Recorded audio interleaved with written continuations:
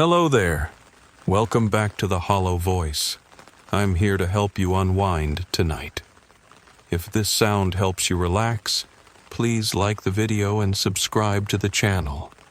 Tell me, where are you watching from? And what time is it right now? Now, find a comfortable spot and let yourself unwind. I grew up in a small town in the Midwest. While there is a great variety of outdoor hobbies to immerse oneself in, little happens around here, and life can quickly start to feel mundane. Let's just say that the local university is what keeps us on the map. Regardless, it is a place filled with many fond memories of my childhood, carrying throughout my adolescence and early adulthood. I liked it so much that I decided to stick around after graduating high school to further my education. While most of the friends I grew up with wanted to get as far away as possible, I held a very strong attachment to where I came from. I just felt like it would always be my home. Growing up, I had some abandonment and trust issues. My mother died in the process of giving birth to me, and my father never was able to overcome the grief brought upon by the tragedy. Deep down, I felt a horrible guilt that I took her away from this world and my father. I felt like my old man looked at me with feelings of resentment that constantly battled the natural love felt for his own child. All of this proved too much for him, and he left when I was barely a teenager.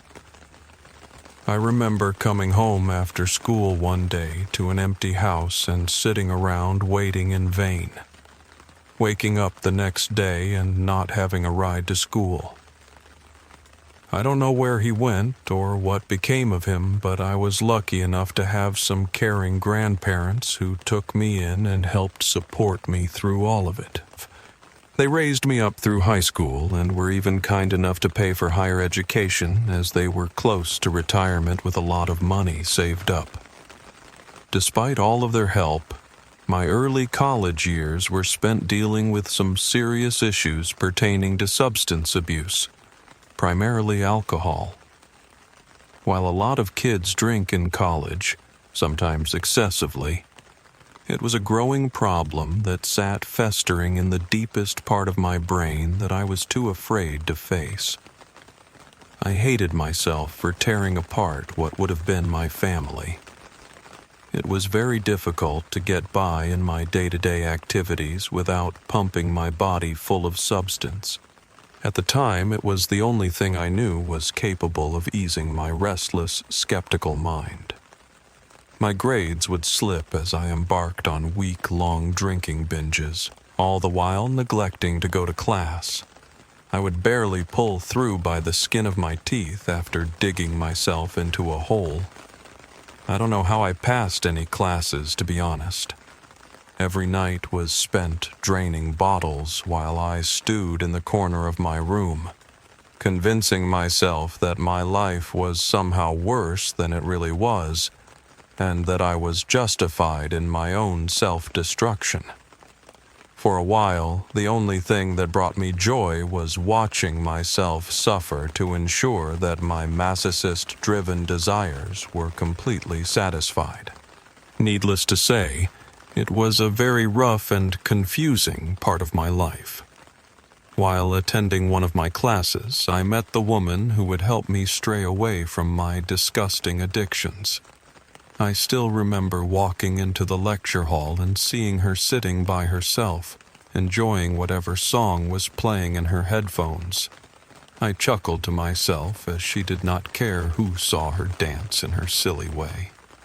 After a few months into the semester, I finally worked up the courage to approach her, and I'll never forget her looking up at me saying, "Well, look who decided to show up," a clever smirk shining on her face. I was surprised and flattered that she had noticed me at all.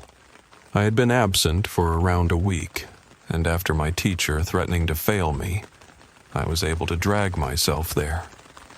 Her long dark hair swam down her shoulders and back, and her soft brown eyes flushed optimism through me. She reached out her hand. "I'm Mary," she said to me, confidence exuding from her. A hangover pounding in my head, I reached out my hand and was instantly hooked once our hands clasped. I got to talking to her, and she was the sweetest, most delightful human being I had ever met. Her bright, inviting personality diffused any cynicism that I ever attempted to let out. I won't bore you with all the details of our relationship, but over our last few years of college, we grew very close, and I was certain that she was the woman I wanted to spend the rest of my life with. I proposed to her during our senior year, not wanting to waste any time in locking her down. Though some times were worse than others, finding Mary is what really helped me pull myself out of that darkness. While others had judged and looked down on me for my reprehensible behavior, Mary never saw them as opportunities to exude her own moral superiority on me. Rather, she just saw someone struggling to cope with their demons and provided nothing but kindness and understanding as she helped me through some of the worst times. She eventually helped me stop drinking altogether, which led to me having an easy ride through the rest of college. My grades improved, I had more energy, and I was so grateful to be able to find joy in life that wasn't garnered from the handle of a bottle or the chamber of a pipe. She was the yin to my yang, and effortlessly helped me see the joy in the life while kindly attempting to shift my irrational, negative views of the world. She truly helped me become a better person, and I was the luckiest guy in the world to have found her when I did. After graduation finally came and went, I was able to land a job with the local university in the marketing division. Mary graduated with me, and she was adamant towards moving past this town and setting up somewhere else, but I resisted. I guess I just didn't want to leave. I was able to convince her that we should just find a cheap rental and save up some money before we decided to move on. While this really wasn't a bad reason for sticking around, my ulterior motive remained as staying put. Again, I just felt as though this would always be my home. As we coasted through the beginning of our summer, life appeared to be nothing but a breeze. I had a great woman on my side, a decent paying job where I would be starting soon, and I did it all in the town I grew up in. All of my friends had moved away, and while some were struggling and some weren't, I did not envy their insatiable need to travel and explore. I had everything I could ever need right here. In early June, my grandparents retired and were in the process of moving to a quiet lake house a few hours away. Due to this, I had the choice between moving with them for a while or starting my own life with the woman I loved. I had made it through all of this, and I had great confidence in myself that I was ready to brave the world. Mary had found an ad in the newspaper disclosing a rental home out in the country for a price that I thought seemed way too good to be true. 3 bedrooms, 2 full baths, and a screened-in back porch that overlooked a large amount of land for just $600 a month seemed ridiculous. While I was skeptical at first, I thought we should at least give it a look. An offer like this was worth at least giving a chance. After all, we were both pretty eager to move into our first home together, so we promptly called the number listed to set up a meeting the following day at the house. A few days later, it was time for our meeting, and I quickly realized that this place was very out of the way, about 30 minutes outside of town.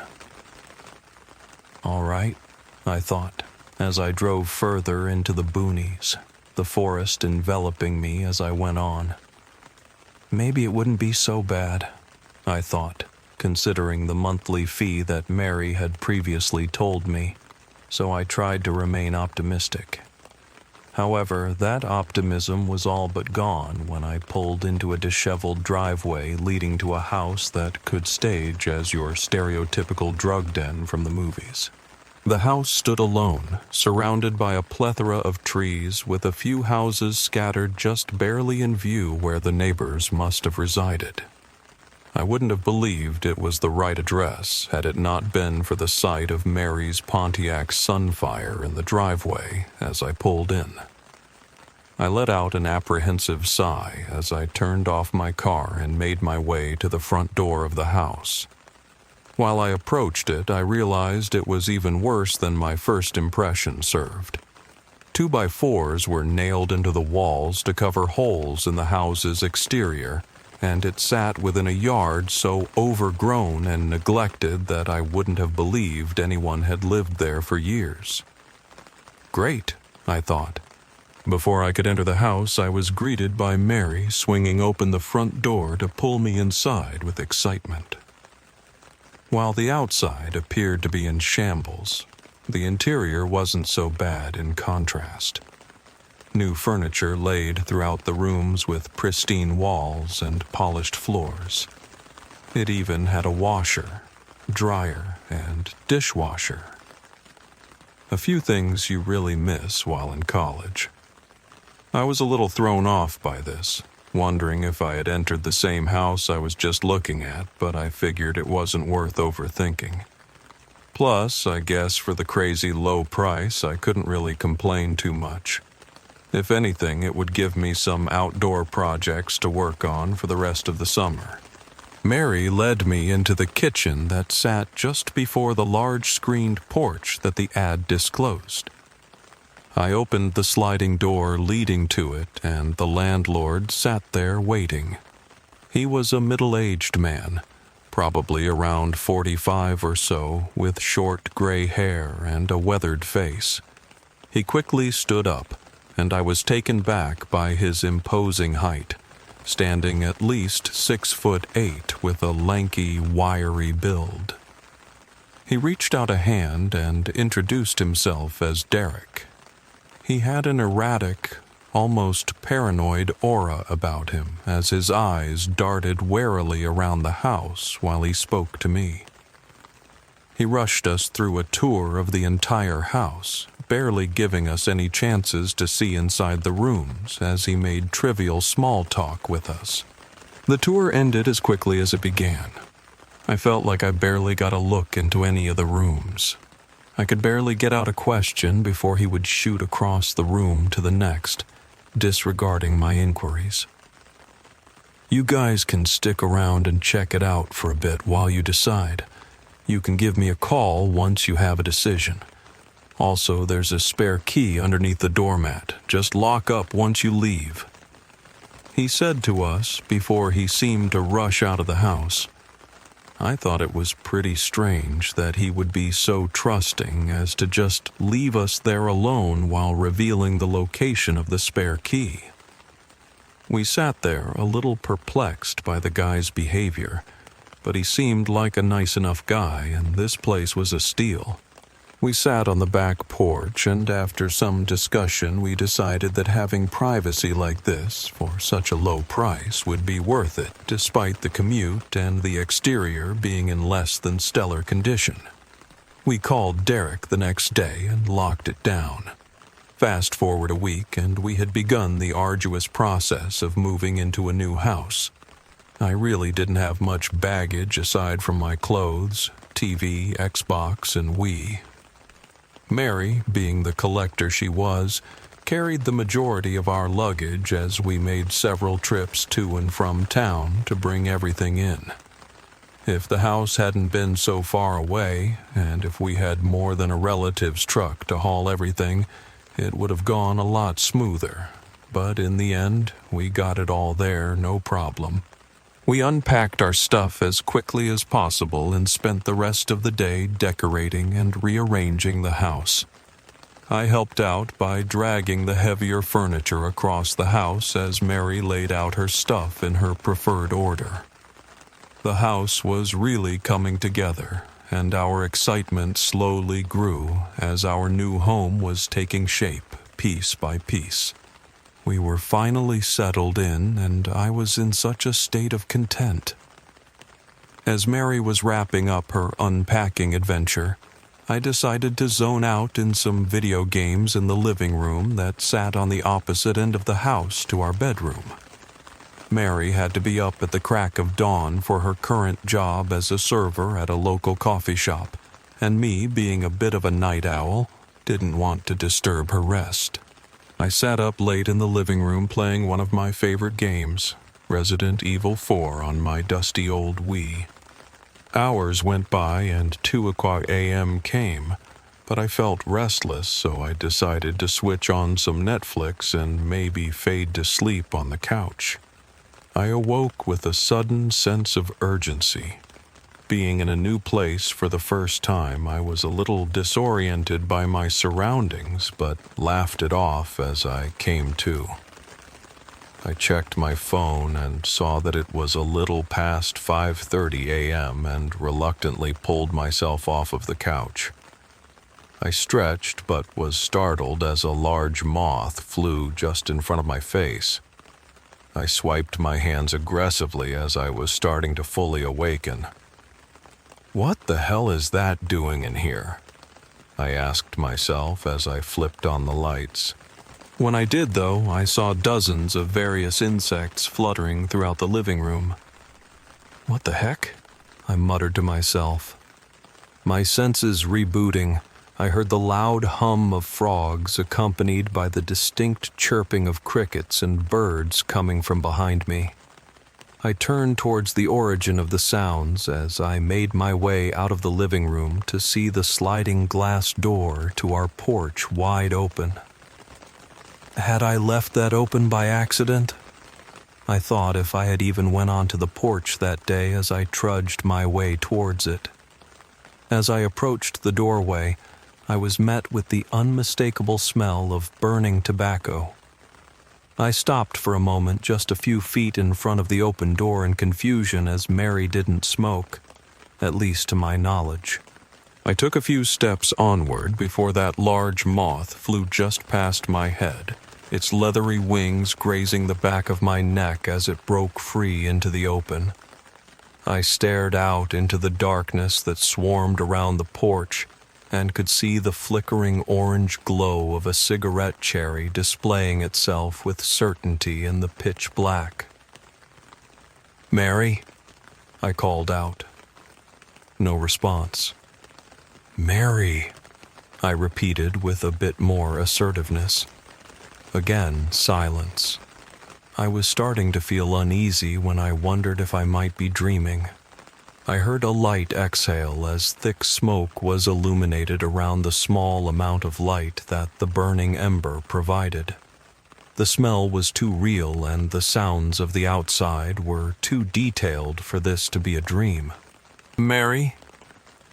I called out once more into the darkness to only be met with silence once again. It was at this point that all of the sounds of birds, crickets, and frogs ceased. A wave of fear swept over me as the silence became a presence of its own.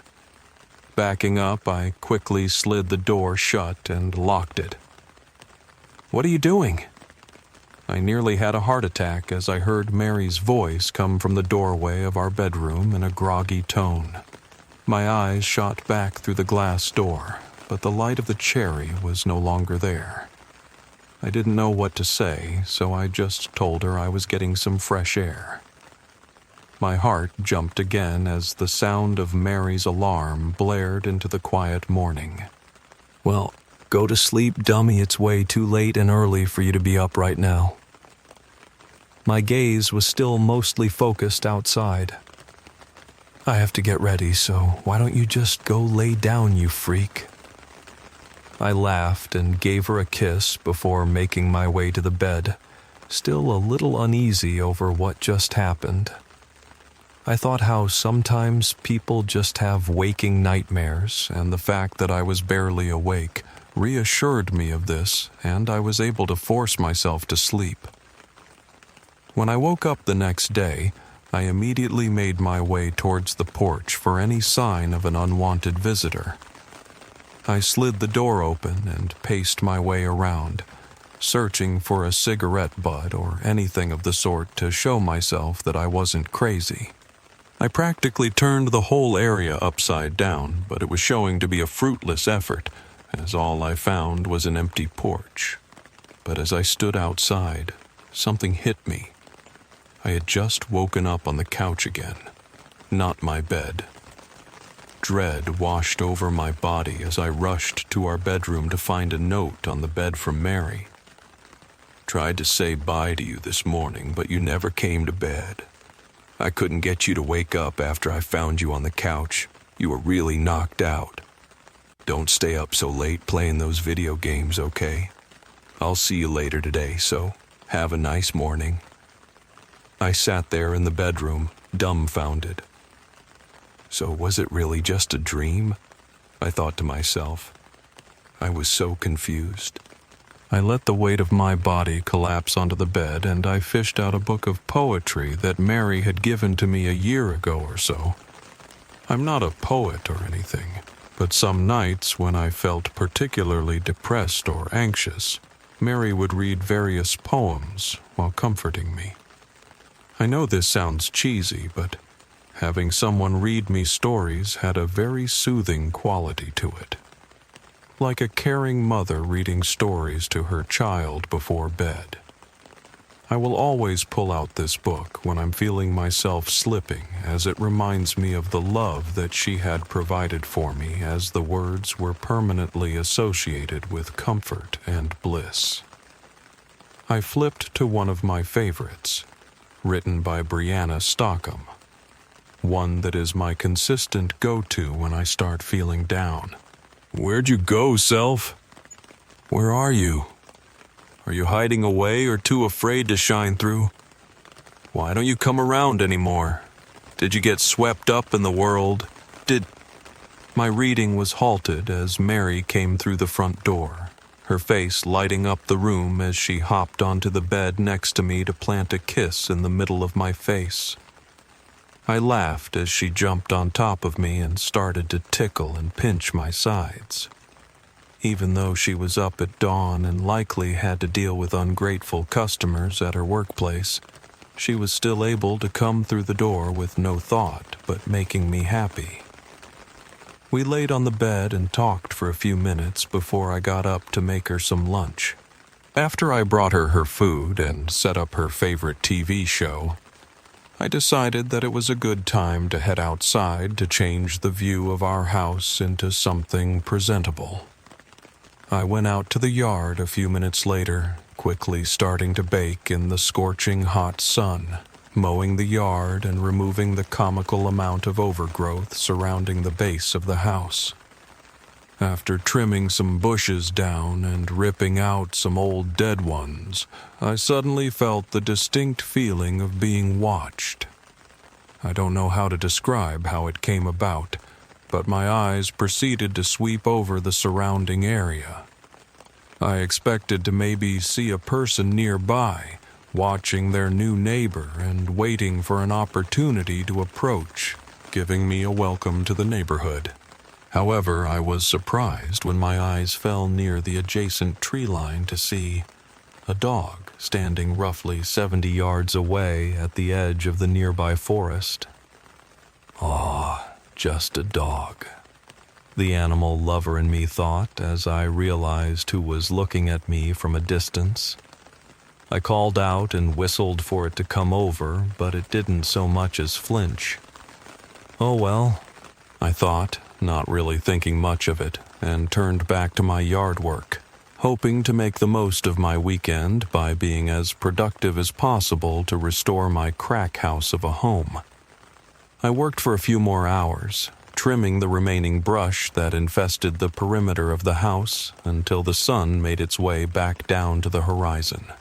As I called it a day and fanned the front of my shirt to cool off, I glanced to the edge of the forest where I had originally seen my furry admirer, and I was overcome with a sense of dread. There it was, This dog hadn't seemed to have moved a muscle since I last looked its way. It was just standing there, calm and stoic, looking right at me. An uneasy feeling gripped me, but curiosity trumped my instincts, and I started to make my way towards the cusp of the forest, hoping to instill some sort of reaction. As I got closer, I started to realize how intimidating this dog was. It was quite large, not massive or a circus attraction or anything, but probably around 100 pounds more or less, with long, sturdy legs and scruffy jet black hair hanging off of an athletic frame. It almost looked like a wolf, but just not quite enough to distinguish it as such. The best way I can describe it is if you mixed an Irish wolfhound and a full-blooded wolf that came out all black. I got to within 50 feet of it when I started to feel that sense of dread intensify.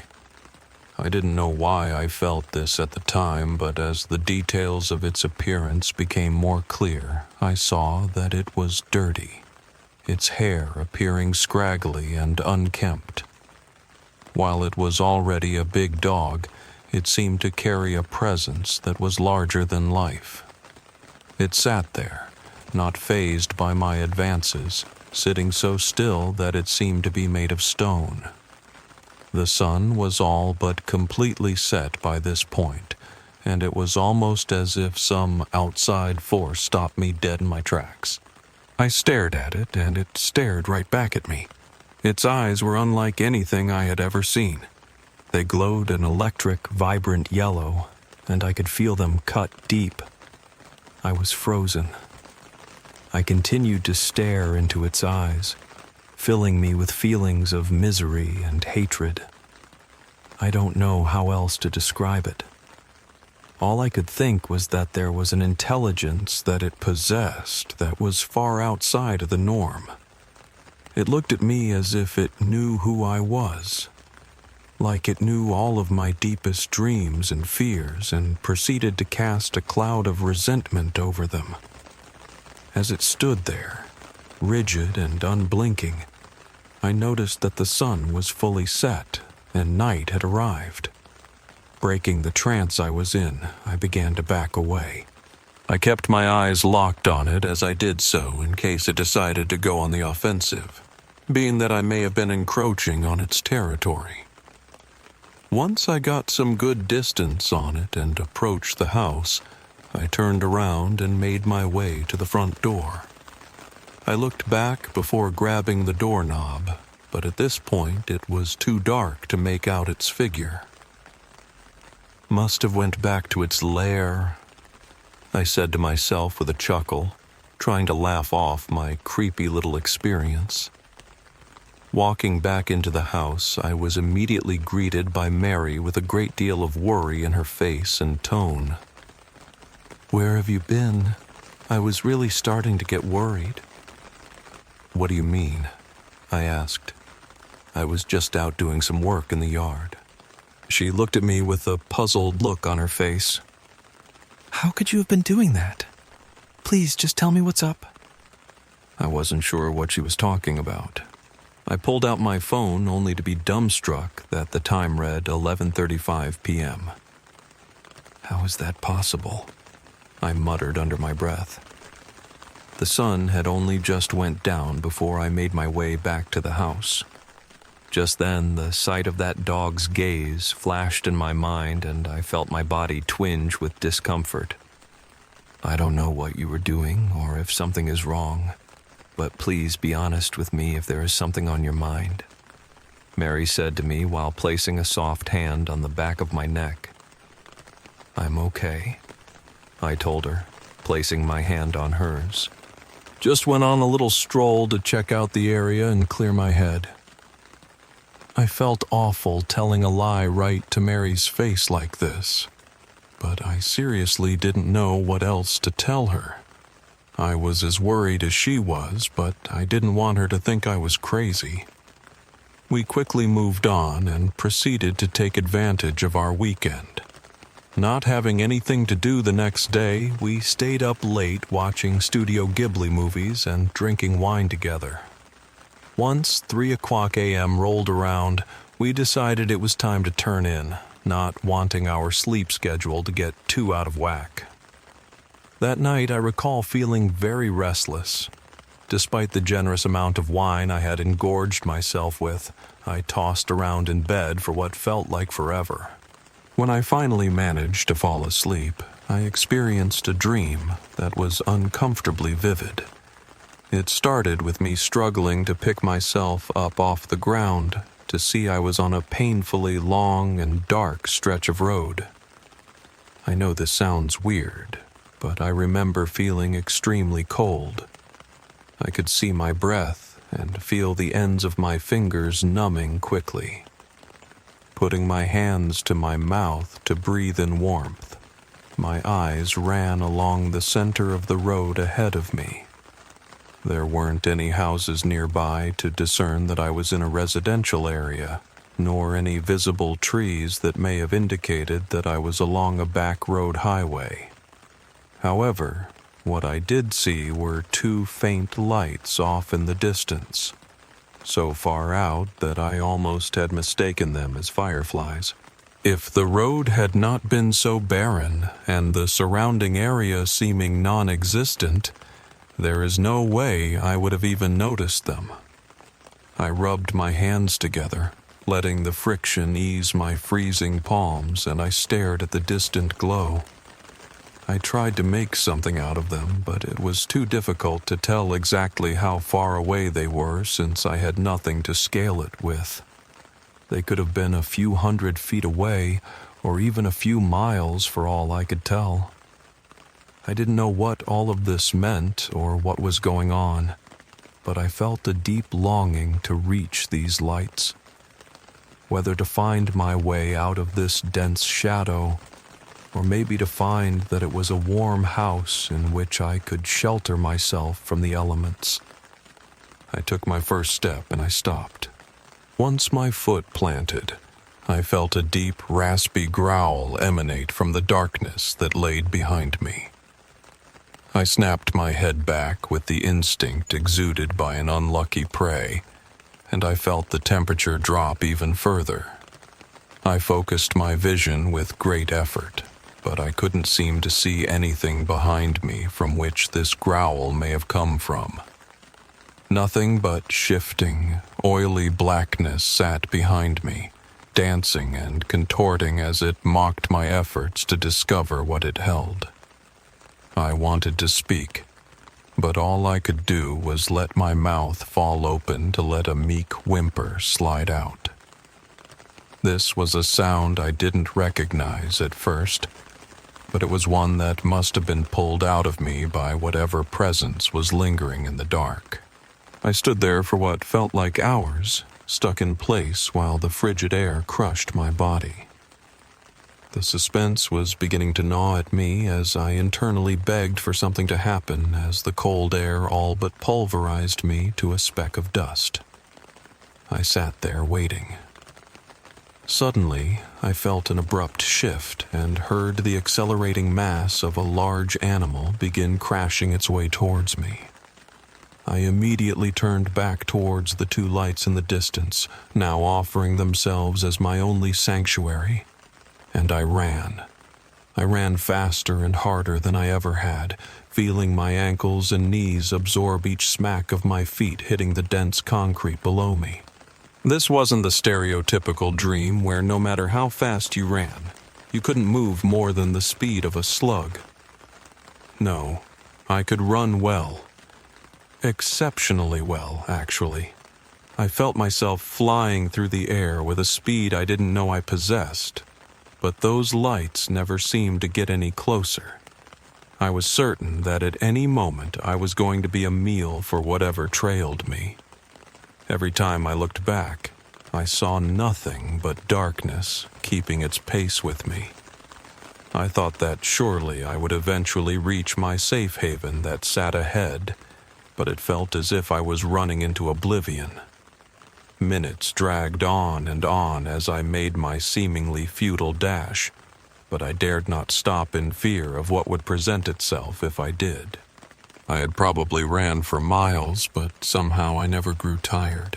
My pace never slowed, and my pursuer never seemed to stray.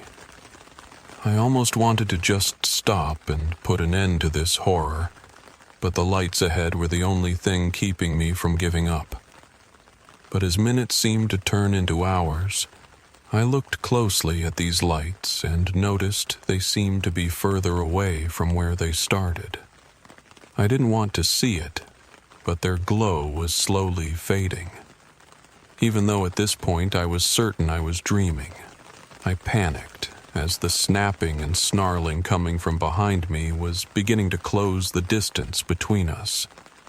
I could hear the excitement in this beast's panting as it inched closer and closer, and I felt the primal growls reverberate inside of my body. No matter how much I ran, those lights just would not find me. As the last flicker in view went out, I felt myself collapse mid-stride, but not hitting the ground. It felt as though I had fallen through a hole in the earth, like I had run straight off a cliff and I fell through what appeared to be the ceiling of my bedroom. I felt my feet break through the roof and I crashed onto my bed to be brought awake at last.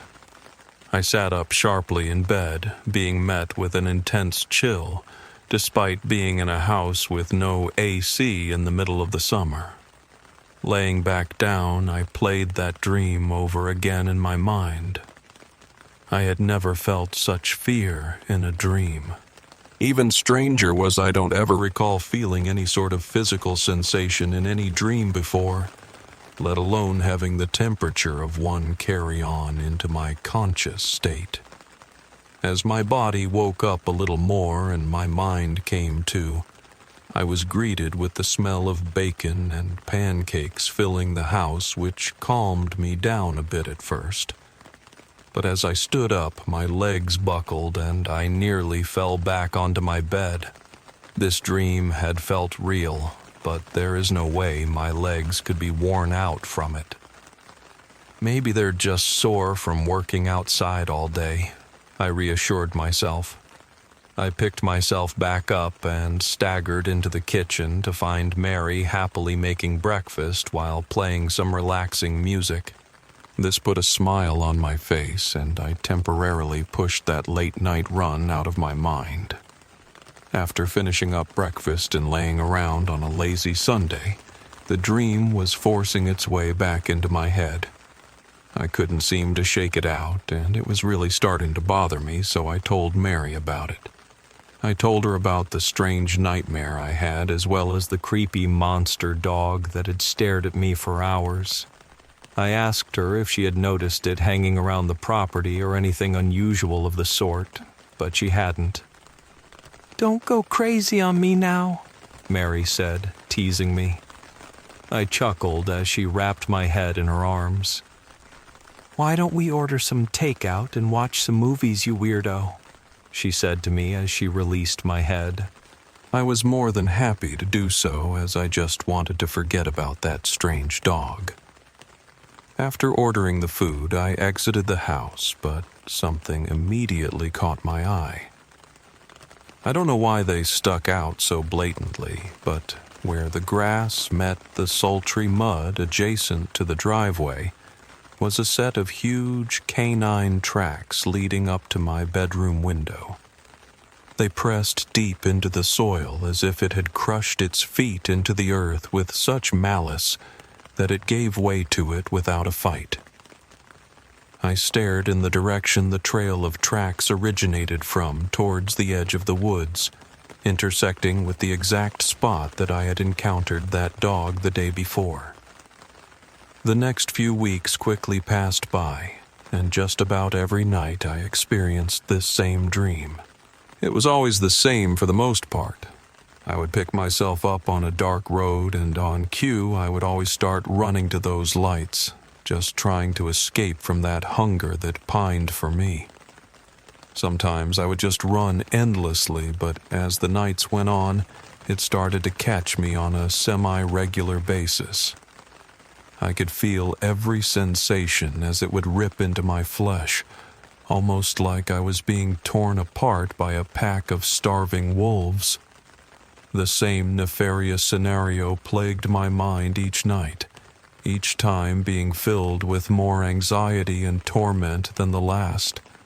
I always tried reminding myself it was all a dream, but I felt the pain no less by thinking it was not real. My sleep was starting to suffer. I never felt like I slept for more than an hour, and incidentally, my body ached all over. I was very unsettled by the fact that my body was constantly sore after my dreams, and that I could experience such excruciating pain in them. While there were a few variations to these dreams, the outcome was always the same. I ran and ran, but never reached those lights. As weeks dragged on, I started to grow paranoid. I would rush to the window with every shuffle I heard outside of the house, and I started to give up on going to sleep, staying up until exhaustion got the better of me. A few more weeks passed, and I was settling into my new job. Even though that dream was popping up in my head every night, things were about as good as they could be. I got along with everyone at work and was happy to be making a decent paycheck.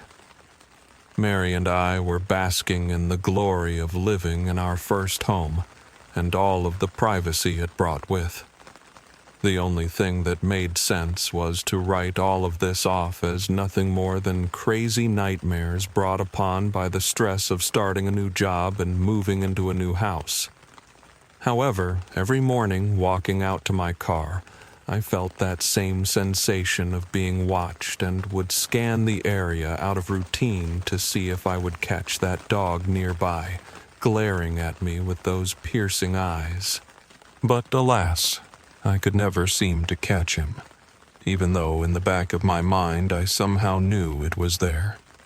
These weeks quickly turned into months as I constantly felt the nagging feeling of something just over my shoulder.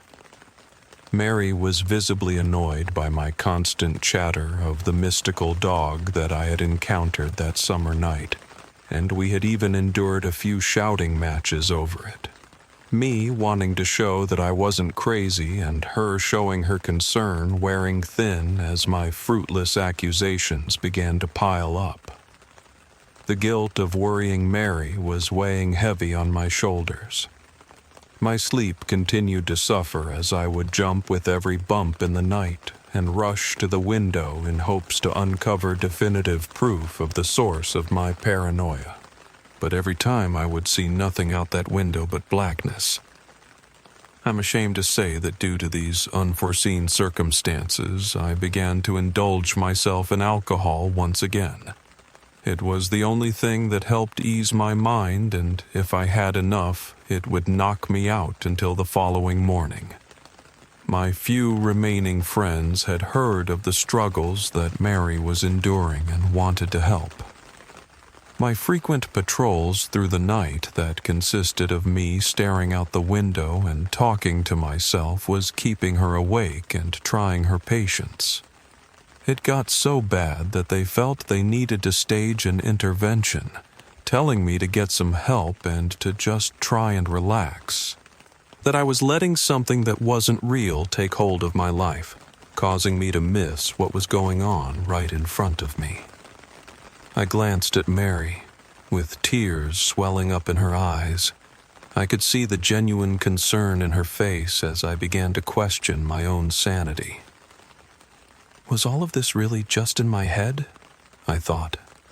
Had I let this control my life so much that I had begun losing touch? Looking at the calendar on my phone reminded me that it was well into the month of October and a tidal wave of depression swept over me. I apologized to all of my friends, not knowing what was going on, if it was really just all in my own head. It seemed easier to believe that at the time than to question it. How could I have let so much time slip by as I obsessed over something as ridiculous as this? I was consumed by it. I felt as though I was reintegrating myself into society after my awakening from the deep delusion I had seemed to have succumbed to. I urged Mary to accompany me on a hike through a trail near our home. Readying myself for the chilly fall weather, I slid my boots on and threw on a coat while waiting for Mary to finish up her own preparations. Once we made our way out the door and down the road, I felt the surging feeling of relief swim through me. I noticed every passing animal, every sound and every detail of color detailing the beautiful, decaying brush as we were carried through our trek. Making our way towards the entrance of the aforementioned trail, I turned to Mary with a smile and embraced her without words. In this moment, I had truly experienced the present and all of the happiness it had to offer me. I wish I could live in these moments forever. Making our way towards the end of the trail, we came across a small pond. I had never been all the way through this trail to see what the end held, but it was a very peaceful and satisfying end to a comfortably ordinary day spent. Standing at the edge of the pond, I looked down, gathering up a few stones and began skipping them across the still water. Mary, being her usual self, was capturing the scenery on her phone to assure we could later revisit it in all of its glory. "You're going to miss your real life stuck in that phone, babe," I yelled at her in a joking tone. She waved me off, sticking out her tongue, and kept on with her photo shoot. As I skipped one of the last rocks and watched it spin across the otherwise undisturbed surface, I noticed a woman standing at the opposite end of the pond. She was maybe 50 or 60 yards away, but I could make out that she had long blonde hair, wearing a blue flannel shirt and jeans to match. That's odd, I thought. I hadn't noticed her at all before, but being as out in the open as she was, I figured I would have spotted her immediately. I don't know how she could have just appeared there in the few seconds that I looked down. As far as I knew, there wasn't any sort of trail that led to that side of the pond, since there was nothing but thick orange and red behind her. Additionally, the perimeter of the shore was far too dense with trees and shrubs for anyone to make their way through unscathed, but she looked relatively untouched from what I could see. I turned back to see Mary taking pictures of the entirety of the pond and pocketing her phone at last. "All right, I'm finished. Are you happy?" she said with a smirk and bumped her hip into mine. I looked back to the opposite edge, but whoever may have been across from us was nowhere to be seen. "Yeah, dummy," I yelled back at her, burying my unease, and wrapped my arm around her as we made our way down the trail and back home. As we exited the mouth of the trail back towards the house, my curiosity was beginning to nag me, and I asked Mary if I could see some of the pictures she had taken. She pulled up her phone, opening the recent photos taken, and I scrolled through them, revealing an impressive array of scenery that the autumn forest provided. Originally distracting me from the main reason I wanted to examine them, I quickly reminded myself to look out for anything unusual. I couldn't seem to find anything out of the ordinary. I even got to the last pictures taken of the pond, trying to pinpoint that exact spot where I had seen the woman. I know she had taken at least a few pictures while I had seen her. I was certain of it. But as I reached the end of the compilation and the end of the screen reared back to the right, I was almost disappointed. I had expected to see something that I could show Mary to let her see that maybe, just maybe, that there was something otherworldly going on out here. But the picture revealed nothing. Nothing but an empty portrait facing us where I had seen this woman looking across at us. "What?"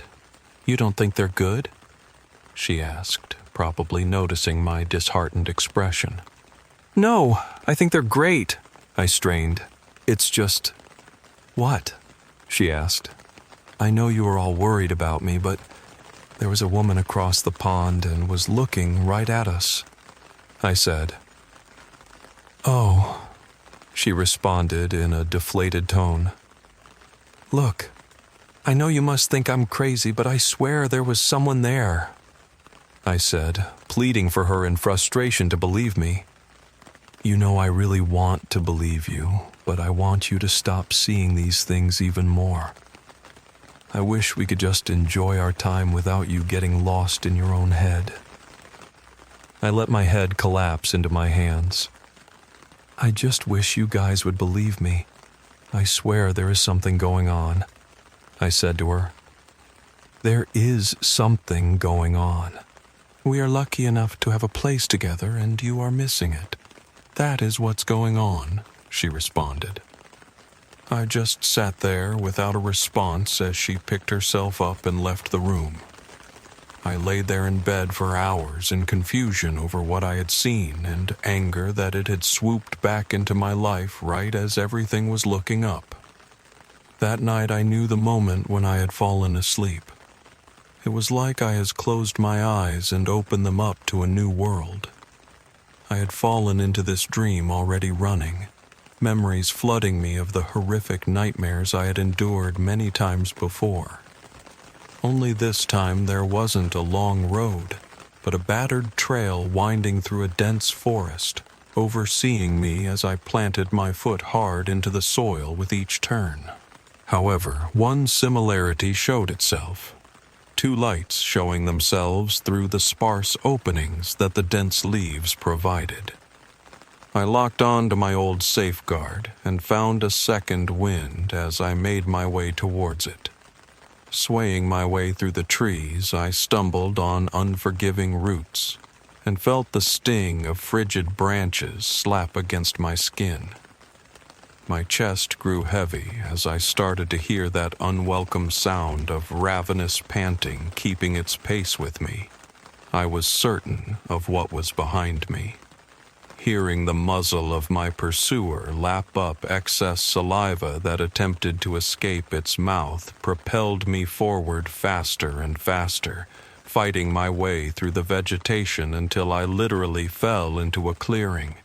I glanced up frantically, then behind me, bracing for a mouth of teeth to rip into my flesh, but the thundering gallops of what was behind had ceased. I looked forward to see a familiar sight. The pond that I had visited just hours ago sat in front of me. Standing up, I noticed another familiar sight. A woman. The same woman I thought I had seen earlier that day was standing at the opposite edge of the pond. I recognized that long blonde hair that nearly fell to her waist, but she was different. She looked rigid, her body contorted in an unnatural way. Her shoulders were uneven, her neck bent at a frightening angle, and her skin appeared almost rotten. While she looked to be wearing the same flannel shirt and blue jeans as before, they were filthy and torn. I felt my heart jump up into my throat as she let out this disheartening groan that slithered up my spine. I sat there still as that noise seemed to echo endlessly. I stared at her, fear and anxiety circulating through me.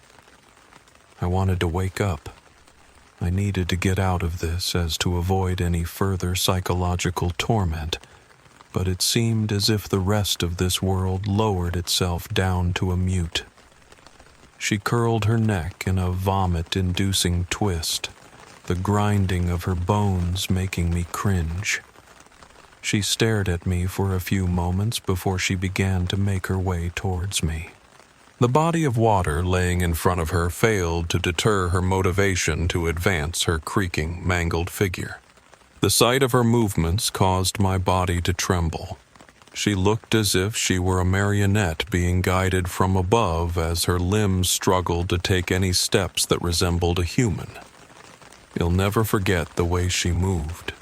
I could hear her bones writhe and snap as she came at me in this animated fashion.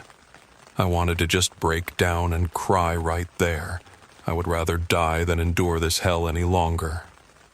With every step, her bones continued to bend and fracture in a louder, more grotesque way than the last. She slowly waded through the water, never rising anywhere past waist deep, failing to free me from the horror that was amplifying with each passing second. As her face began to take shape, I could see a look of despair, of pure heartbreak that was caked on her face, perhaps in agony over her broken bones, dragging her step by step through the freezing waters. I could see her mouthing something to me. I looked closer, but I couldn't seem to understand what she was trying to say. Her face stressed and was just desperate for me to hear her, but the terror coursing through me was reaching a tipping point. I could no longer bear to look at this monstrosity bearing little resemblance of anything close to a person. I turned to try and make my way back down the trail, but was promptly frozen in my tracks. There it was. That same beast, monster or demon, stood at the entrance of the clearing I had stumbled my way through. It sat there, staring through my being with those horrible yellow eyes, a hunger swirling inside of them the likes of which I had never seen. I took one step backwards and felt my sinking heart stop as a cold, lifeless hand placed itself on my shoulder, followed by an unnerving, inhuman voice in my ear. "Please don't go." I sat up sharply in bed, screaming to feel Mary with her hands on my shoulders, frantically pleading for me to calm down. Tears beginning to form in her eyes, I struggled to find my voice as I sat there stammering, I. Bless Mary's heart. She laid in bed with me and comforted me as I tried to articulate what had just happened.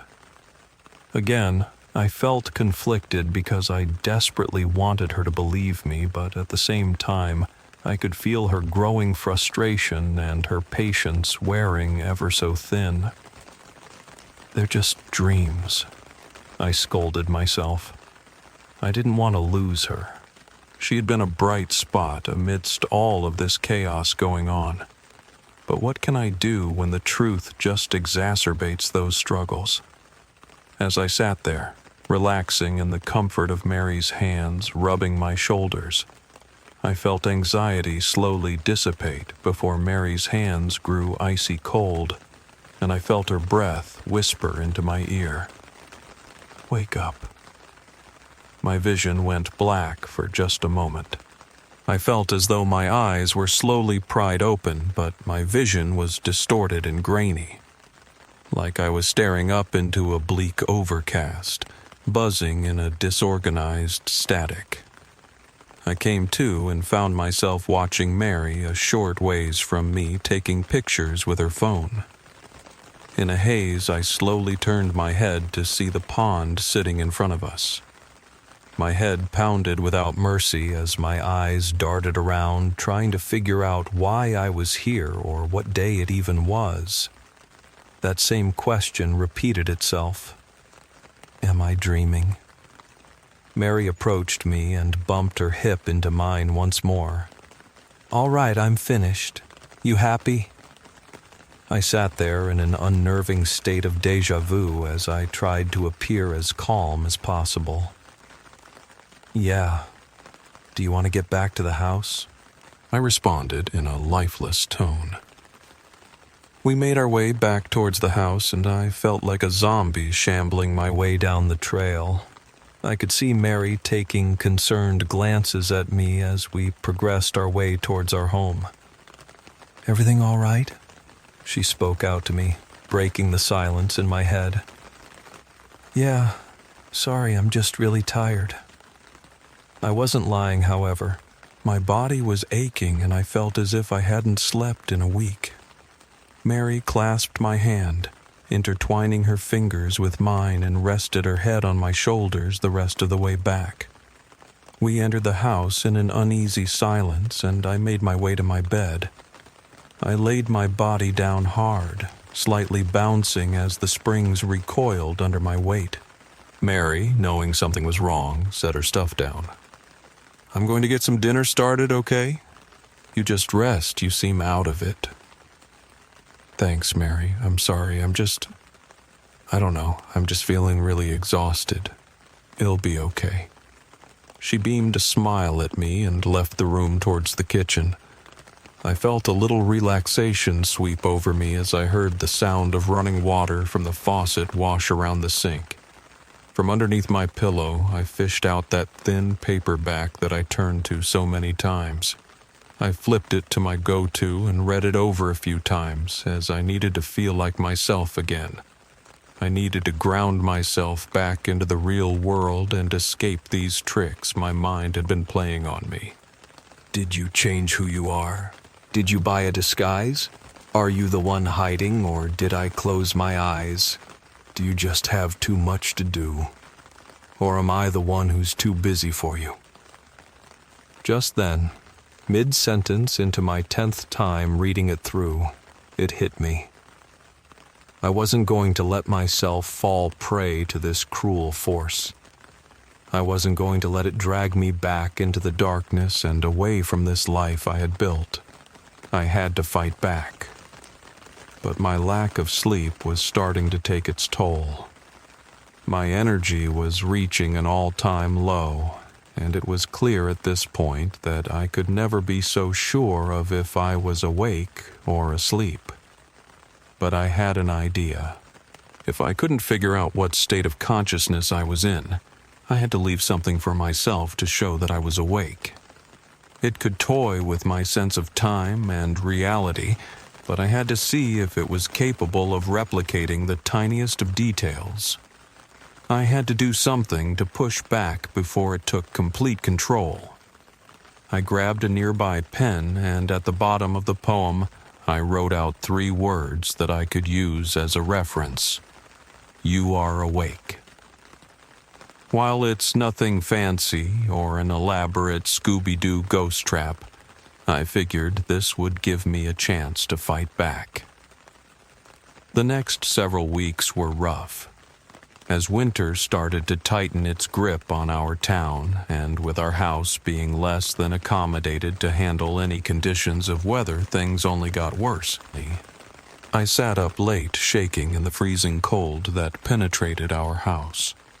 Every night for a few weeks I had that same dream of sprinting down that road with that monster trailing behind me.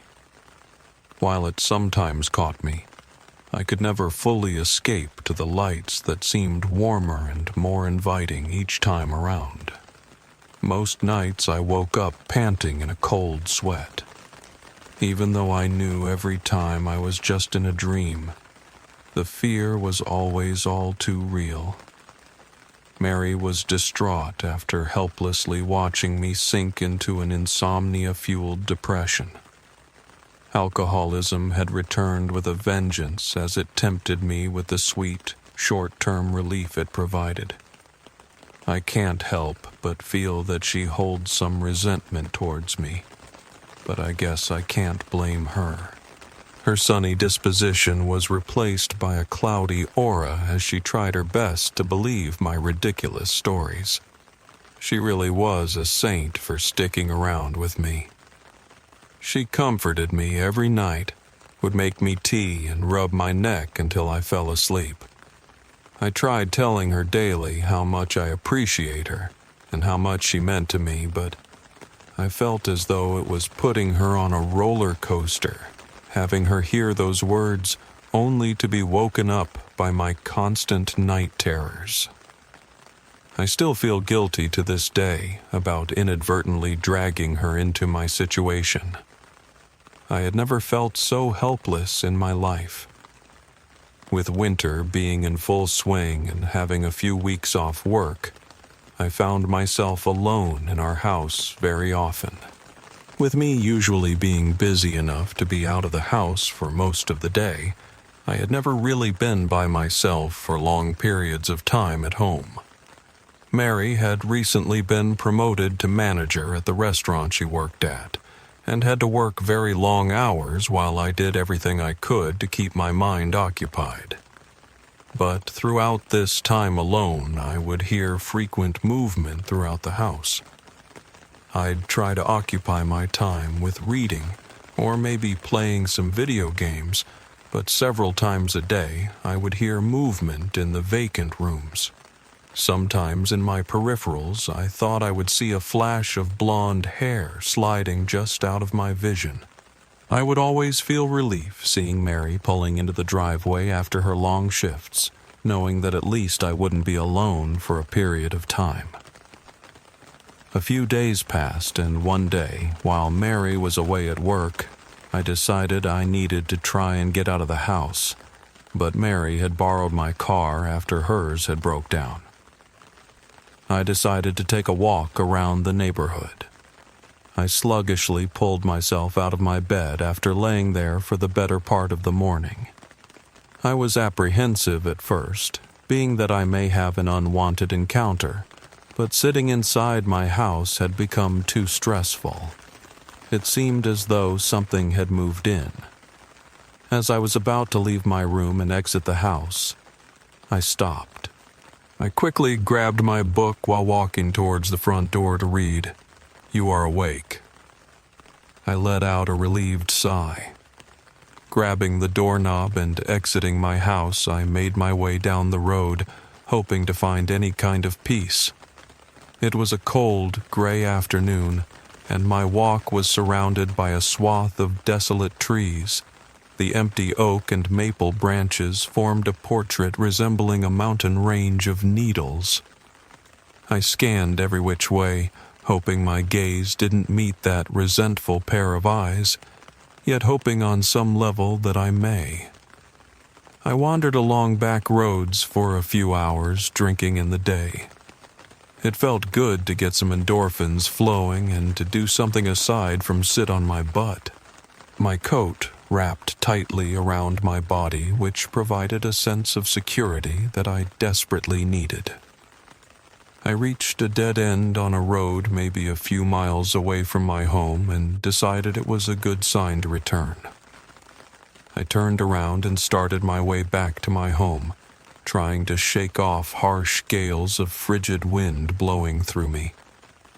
I made turn after turn while scrolling through my phone and playing music, but when I looked up, I noticed something. My surroundings weren't the same as before. While the basic scenery seemed similar enough, the minute details were lacking. The houses of my sparsely placed neighbors were nowhere in sight, and the roads had lost the rising and falling hills that it rolled over. The fear gripped me, and I just tried to calmly make my way home. I didn't know if I had just taken a wrong turn and had gotten myself lost, but I seemed to take the same turns over and over again, just trying to find the right way. Each road seemed longer and more ominous than the last. I tried pulling out my phone in order to pinpoint my location, but I was irritated to see that I was apparently just down the road from my house. I headed towards where my phone was telling me I needed to go, but nothing seemed to come of it. There was nothing but endless trees and a fading road ahead of me. I searched and searched, feeling tears rolling down my face as the frustration concerning my crumbling life was boiling over yet again. I couldn't have been dreaming, but the same futile chase that haunted my dreams had found its way into my consciousness. I began to run out of sheer desperation, punching my legs and biting my hands in intervals, just hoping I might wake up to Mary beside me, comforting me once again. Finding my way around a bend, tears choking my throat, I saw my home just at the end of the road. I let out a sigh of elation as my tears of sadness quickly switched to those of happiness. My head tilted down in relief, and I laughed at myself for freaking out over getting myself lost. I'm just a melodramatic idiot, I thought, A smile plastered on my face. I made my way down the driveway, but the consistent crunch of gravel beneath my steps was interrupted by a harsh crack. I stepped back and looked down to see the carcass of a small rabbit. The overwhelming stench of rot flooded my nostrils as I covered my nose with my hands to see I had stepped on the protruding rib cage of the poor animal. Its body was torn to shreds, an expression of terror and desperation still lingering in its lifeless eyes. Looking up from it, I saw a myriad of animals strewn about the yard, dozens and dozens of them. So many birds, raccoons, squirrels, and rabbits laid on the cold ground, emitting a staggering stench of decay. The odor was so great that I turned and vomited. Hands clenched on my face, I sprinted past the carnage, through my front door, and frantically scrambled to turn the locks and bolted it shut. But I ran into my room to see hundreds of paw prints painted along the floors, coated in a disgusting brownish-red paste that extended onto my bedspread, and my dressers accompanied by deep claw marks running down the walls. I scrambled to find my book, my one answer to where I really was right now. I yanked out dressers, tossing clothing carelessly across the floor. I ripped the blankets and sheets off my bed. "Where is it?" I screamed. I started to hear aggressive clawing on the front door, and an ungodly sound that was a mix of whimpering, snarling, desperate crying, and screaming. I frantically tore through my possessions as the sound increased to a deafening wail that was nearly bursting my eardrums. I fell to my knees, pulling on my hair, and began to pray for this unholy spawn to leave me be. I pleaded and I pleaded, rocking back and forth on the floor, begging to be set free. Shortly after my plea ended, I shot up in bed, trying to slow my hyperventilating breaths. Sweat drained down my neck and back as I looked around in confusion. Was I just dreaming? I thought to myself. When did I fall asleep? How? It was then that I heard an abrupt knock on the door, accompanied with Mary's voice yelling, "Hey, can you let me inside?" I shot up, so happy to finally see her. I unbolted the door and opened it to see her carrying a large bag of food and sporting her usual room-brightening smile, and I gave her a kiss on the cheek. I turned back into the house to let her enter and asked her how her shift was as I started to light a candle in the living room, eager to spend the rest of my evening with some good company. However, I was greeted with silence, an unwelcome, haunting silence that I knew was the harbinger to exactly what I didn't want to see. I reluctantly turned to see that horrible monstrosity standing in the doorway to my house, its menacing figure seeming to tower over my existence. I immediately covered my face and screamed for it to leave. I sat there sobbing in my palms, and during frequent breaks of choked cries, I could hear its slow, forced breaths, and could feel those all too familiar eyes slicing through me. "Please, just go!" I screamed in desperation, too terrified to look at it a second time. "Please, I don't know what you want. Just please leave me be," I begged. We both sat there, cradled in moments of tense agony as I stared into the darkness that my hands had shrouded over my eyes. Time seemed to stand still and my heart sank as I heard the sweet sound of Mary's voice. "Sweetie, it's okay." Deep sadness and anger flushed through me. "No!" I yelled back in hysteria, wanting so much to believe it was her standing across the room from me. "Please, you're worrying me. Let me help you." I sat there, still as a statue, refusing to meet its gaze. "Go away," I sternly growled at it. Silence. "Just get out. Just get out now." "Everything is going to be okay," it spoke out. Every inflection, every mannerism within her speech was perfectly replicated. "You're not real. You're not real. You are not real," I repeated to myself in desperation. I couldn't even convince myself of this, though. I stepped back, hands still covering my face, slowly backing my way toward the nearest wall. When my back met its surface, I let myself slide onto the floor, sitting there as Mary's words continued to echo in my head. "Sweetie, it's okay. Please just get up and come lie down with me. I've had a very long day." It wanted me to give in. "Get out of here and don't ever come back," I spat. I tried to stand my ground. I tried everything to try and show it that I was not going to be beaten by it. But it already knew me. It knew what strings to pull and what buttons to push. I then heard the haunting sound of Mary crying. "Please, I'm trying so hard to help you, but I don't know what else I can do for you.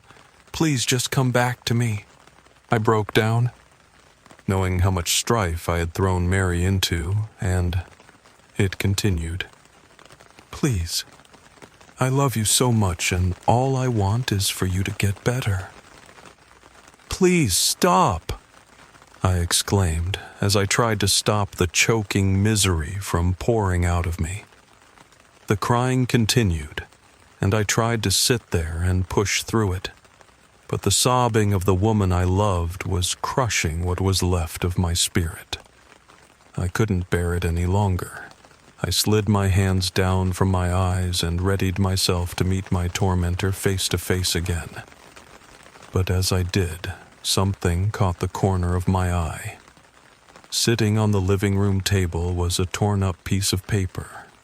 I reached down and held it up close to my eyes as to not see the terror in front of me. It was a torn-out excerpt of the poem I had read through so many times over the last few days. "Are you too ashamed to show your face? Why are you running? Unlike others, I'll chase. Just let go, and everything will be okay," Mary's voice said softly, almost as though she had said it right into my ear. I released the shredded paper and looked up to see a dark blur reach me in the blink of an eye.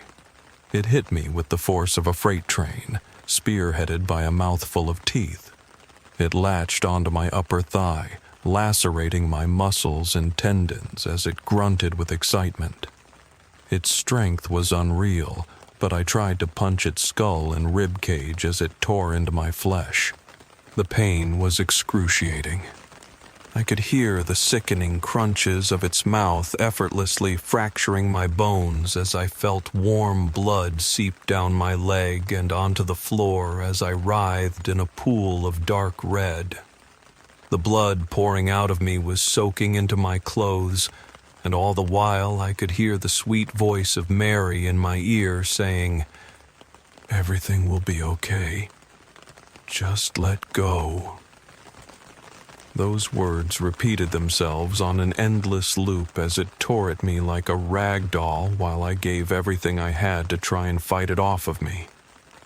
My attempts to free myself rapidly weakened as I felt the life drain from my body. My vision started to fade, and I felt it release its vice grip on me, and I looked up. It stood over me, my blood coating its mouth as it stared coldly into my eyes without any shred of remorse. That same hunger and malice flooded its eyes as it gazed down at me while I trembled in horrible pain on the floor. I pressed my hands along the many deep wounds on my leg, just trying to stop myself from bleeding out. All the while, it just sat there, so still and domineering. I started to crawl away, my nails digging into the wooden floor, peeling back and breaking as I tried to find safety. I didn't know where I was trying to go or how I could even escape, but I refused to just lay there and let myself die without a fight. My body felt as though it carried the weight of a dying star as I strained to pull myself away. All of my energy reserves being depleted, I turned and stared right at it. "You're not real. You are nothing," I hissed and spat right at its face in a dying rage as my head fell onto the hard wood. It snarled menacingly, revealing a mouth of enormous, jagged teeth, and lunged at me once more, clamping its jaws deep into my throat. Blood filled my windpipe and flowed down into my lungs, and I gurgled in anguish before hearing one last horrid crunch. "Everything is okay," I heard Mary's voice say one more time, and everything faded to black. A ray of sunlight breaking through a window caused my eyes to slowly open as the heat warmed my face. I rubbed my eyes, so drained and perplexed from reality and dreams transcending each other through these violent acrobatics.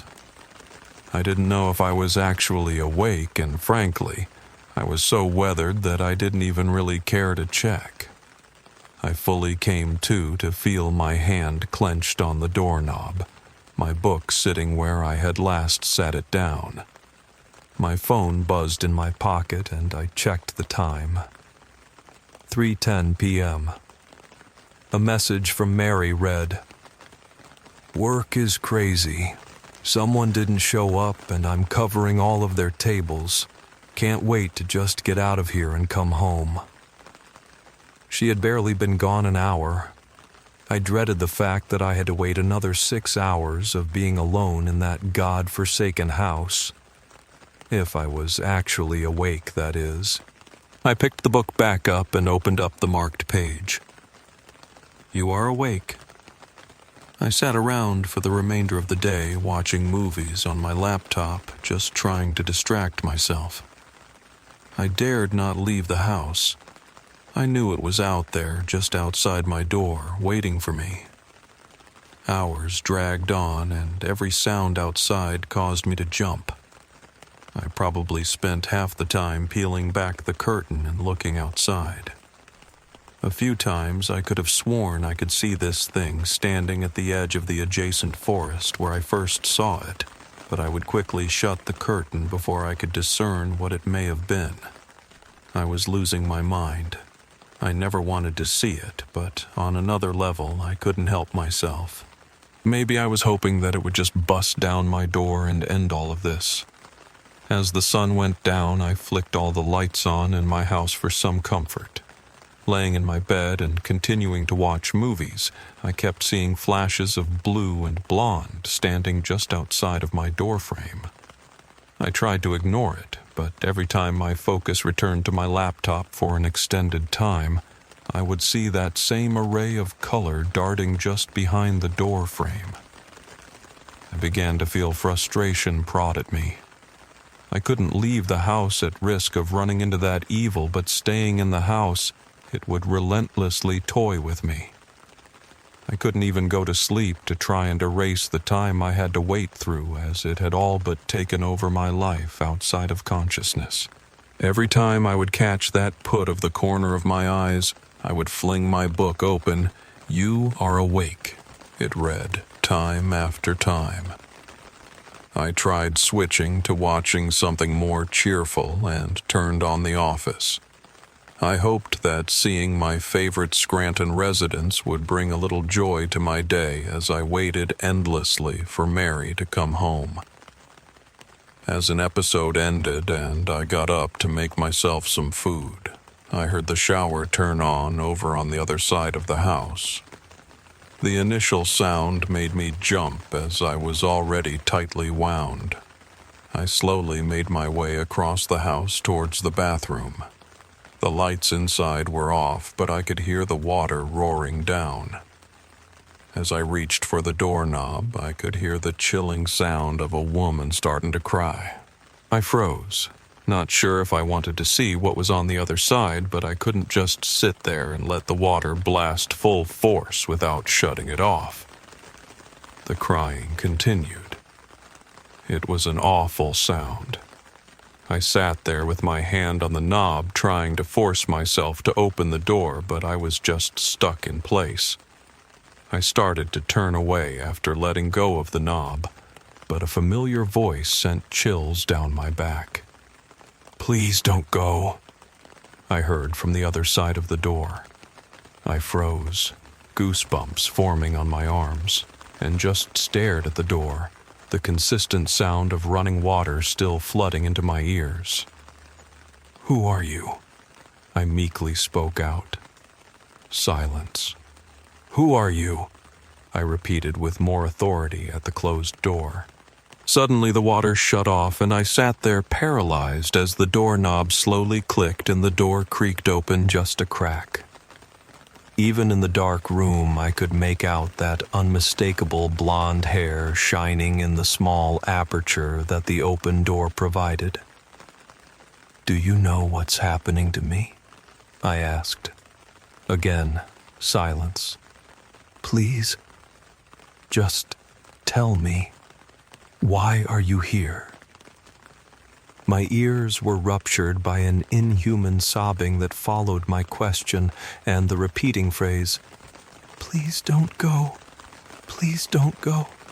Please don't go." I stepped back, completely terrified.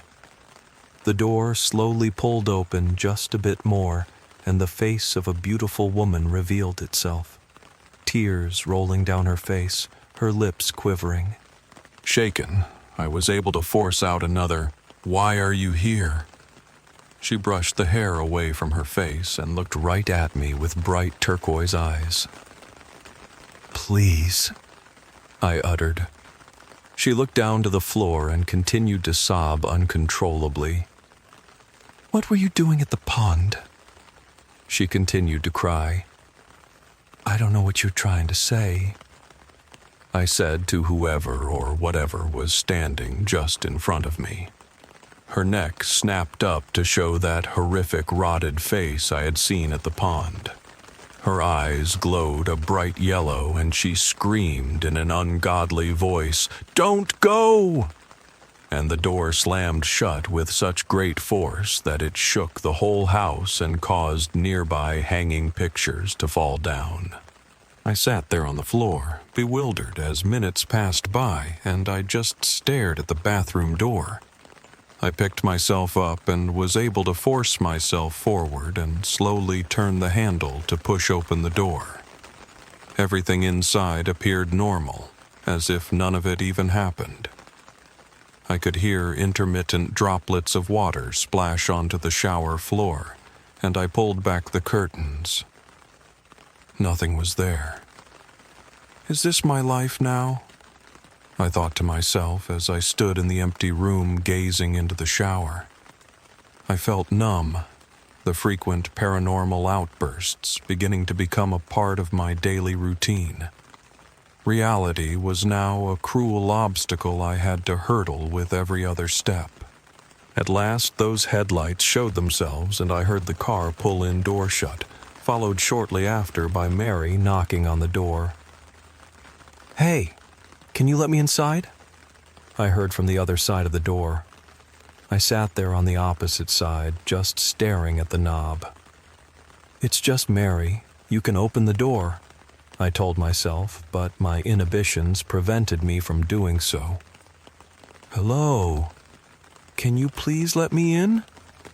I heard the door rattle as Mary was showing me that it was bolted and could not access it with the key. "Is it you?" I called out. "What do you mean? Of course it's me, just open the door, I'm freezing," she responded. "I don't believe you," I responded with hate in my tone. "What? Please stop messing around and let me in." I reluctantly unbolted the door and pulled it open just enough for her to push it open. She walked in giving me that concerned look. "Please don't hurt me," I weakly mumbled to her as I turned to collapse on the bed. Mary didn't say anything. She sat on the edge of the bed next to me and stroked my back. I don't know what's happening to you, but you need to get yourself help. Otherwise, I don't know if I can do this. Leave then, I hissed. You don't believe me. You just think I'm crazy. I think you seriously need help, sweetheart, she said, attempting to console me while getting her point across. I rolled over, burying my head in the pillow, and swept the blankets over my head. Mary sat next to me, reading for an hour or so, occasionally reaching over to stroke my back and head. I eventually reached up and grasped her hand tightly. She rubbed her thumb along the back of my hand, and I felt myself drift into sleep. I woke up in the middle of the night. I glanced over to see Mary fast asleep, and I turned over to look across the room, waiting to see if a nightmare would begin to unfold itself. I sat there in the deep silence for a few minutes, waiting for something, but it appeared as if I was in the clear for the night. As my eyes began to grow heavy and I felt sleep coming back to me, I heard something in the kitchen just outside of our room. It was a light scraping sound.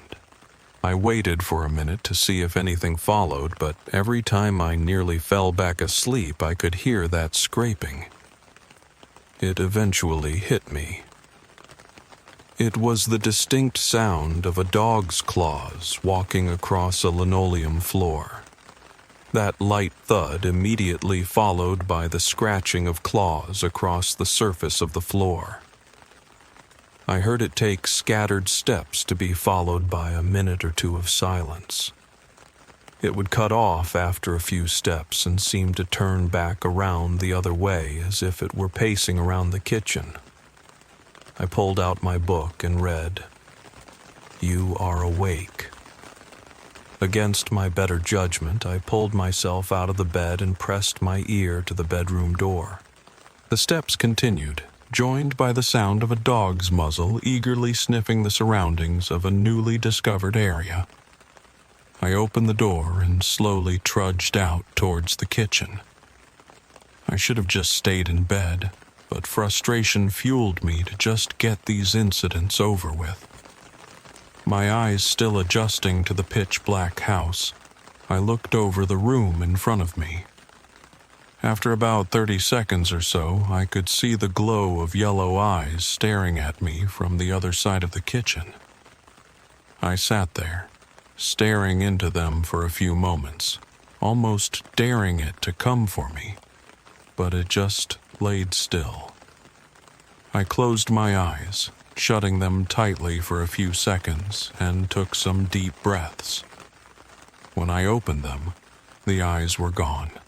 I repeated that action a few more times in order to assure that it wasn't there. I turned and made my way back to my room, but I collided with something heavy and limp in the doorway, causing me to lose balance and fall backwards onto the ground. I heard the creaking of old wood above me, and I looked up to see a horrific sight. Dangling in the doorway was a body, hanging from a noose attached to a rafter on the ceiling. I screamed and covered my head, curling up into the fetal position as I laid on the kitchen floor. I heard Mary wake up and rush out of bed to my side as I sat there, inconsolable. She didn't speak. She just sat there with me and held me as I cried. I kept pointing to the doorway as gibberish poured out of my mouth, begging Mary to believe me. For the remainder of the night, I laid awake. The sounds of that thing circling the outside of the house held me hostage. Every minute or so, I would hear it make its way around to my side of the house, slowing its gait a bit and seeming to stop at my window for a few moments each go around. I kept glancing over to Mary as she was fast asleep, hoping she would maybe hear something, proving me right once and for all. but she never did, and I dared not wake her up, knowing she had already gotten up once tonight to humor my stories. I stared at her, and anger began to curdle inside of me, resentful towards her for not believing me and infuriated at the beast that was unfolding my sanity. Every time it made its way to my window, it would stop, and I could feel it staring me down, longing to be let inside. After this went on for an hour or so, those outside sounds were joined by light scratching running slowly along the sides of the house. I could hear very faint mumbling just barely penetrating the walls, but I could not make out any words. I would attentively raise my head up every time the mumbling made its way by the window, and I could see the foggy silhouette of a person sliding through the moonlight. My eyes switched from the window to Mary's sealed eyelids, eager to see if she would come to, and my temptation to shake her awake increased. They continued for hours, eventually melding into a somewhat soothing cadence of sound that somehow lulled me to sleep, perhaps so it could see me in my dreams. The circling continued for several nights in a row. The nightmares would shoot me awake like a farmer prodding his cattle. I would sit there in deafening silence, listening intently for anything, only to sit in suspense as nothing made itself heard. The air was heavy, and I was sick with apprehension as this thing chipped me away bit by little bit. One night, however, after waking up and sitting in the dark by routine, a barely audible noise made itself known. At first, I couldn't quite make it out, but it sounded like strained wheezing. The sound was quiet at first, but over several minutes it was ringing in my head. It was the only sound coming from the night. No crickets, not even wind blowing. I tried covering my ears and throwing the pillow over my head, but the sound was blaring in my ears at this point. It got to the point that it was deafening, as I could feel my heartbeat pulse loudly in my temples, the room around me caving in so tight that it was crushing me. I tried to shut it out, but no matter what I did, I just couldn't get it to stop. The intolerable sound of breaths forcing their way into my ears began to slowly die down before cutting off completely. I rose up once again to my window but was unable to see anything in the thick blackness. I made my way to each window of the house, peering out closely at the yard before moving on to the next. The last window remaining was the one just next to the front door.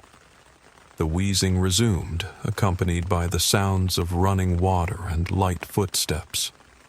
I slowly made my way to the window, my index finger lightly resting on the switch controlling the porch light. I inhaled slowly and flipped it on, keeping my eyes closed for a few seconds to brace myself for anything awful that I might see. The lights flooded the once pitch-black yard with a glow that strained my vision at first. I looked out the window and I saw it.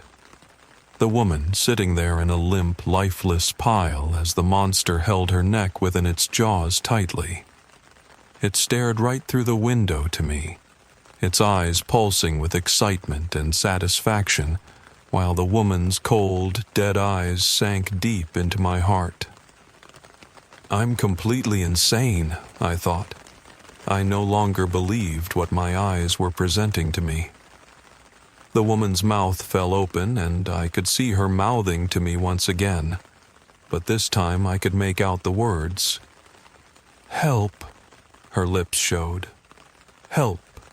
I stared with blankness back into them, almost in solidarity as I felt completely trapped as her neck was clenched within its maw.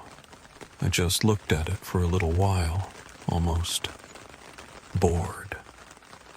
I turned off the light and just stood there, numb for a minute or so before I made my back to bed and went to sleep. Weeks went on, and I slipped into a gray. I no longer cared for anything, including myself.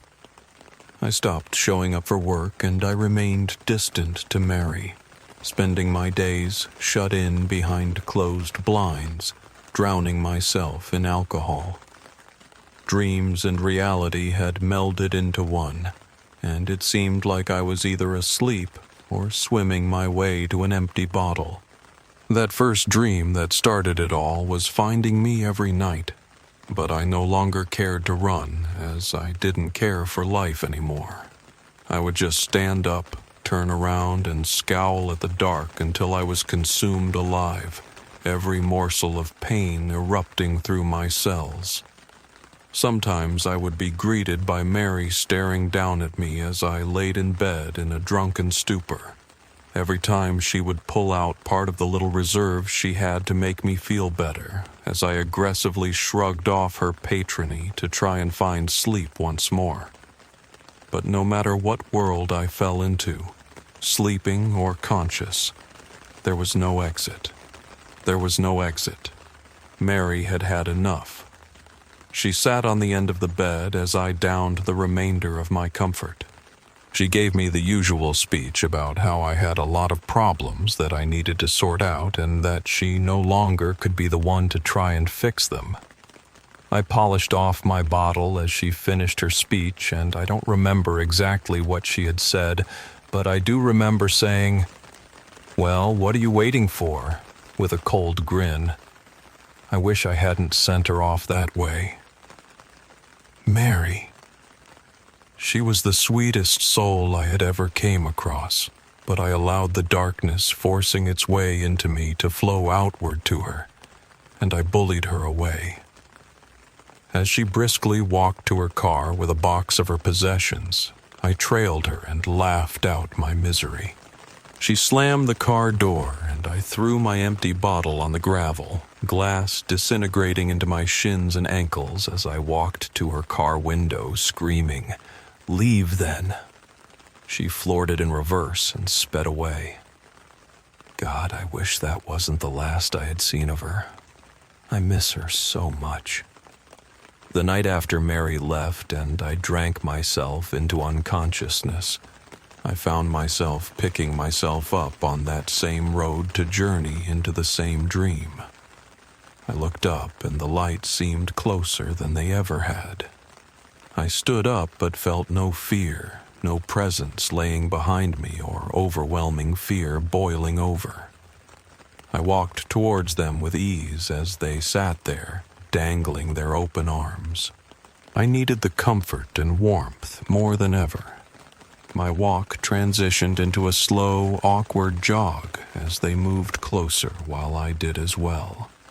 Jogging turned into a sprint as I raised my hand up, hoping it would maybe reach out and pull me into bliss.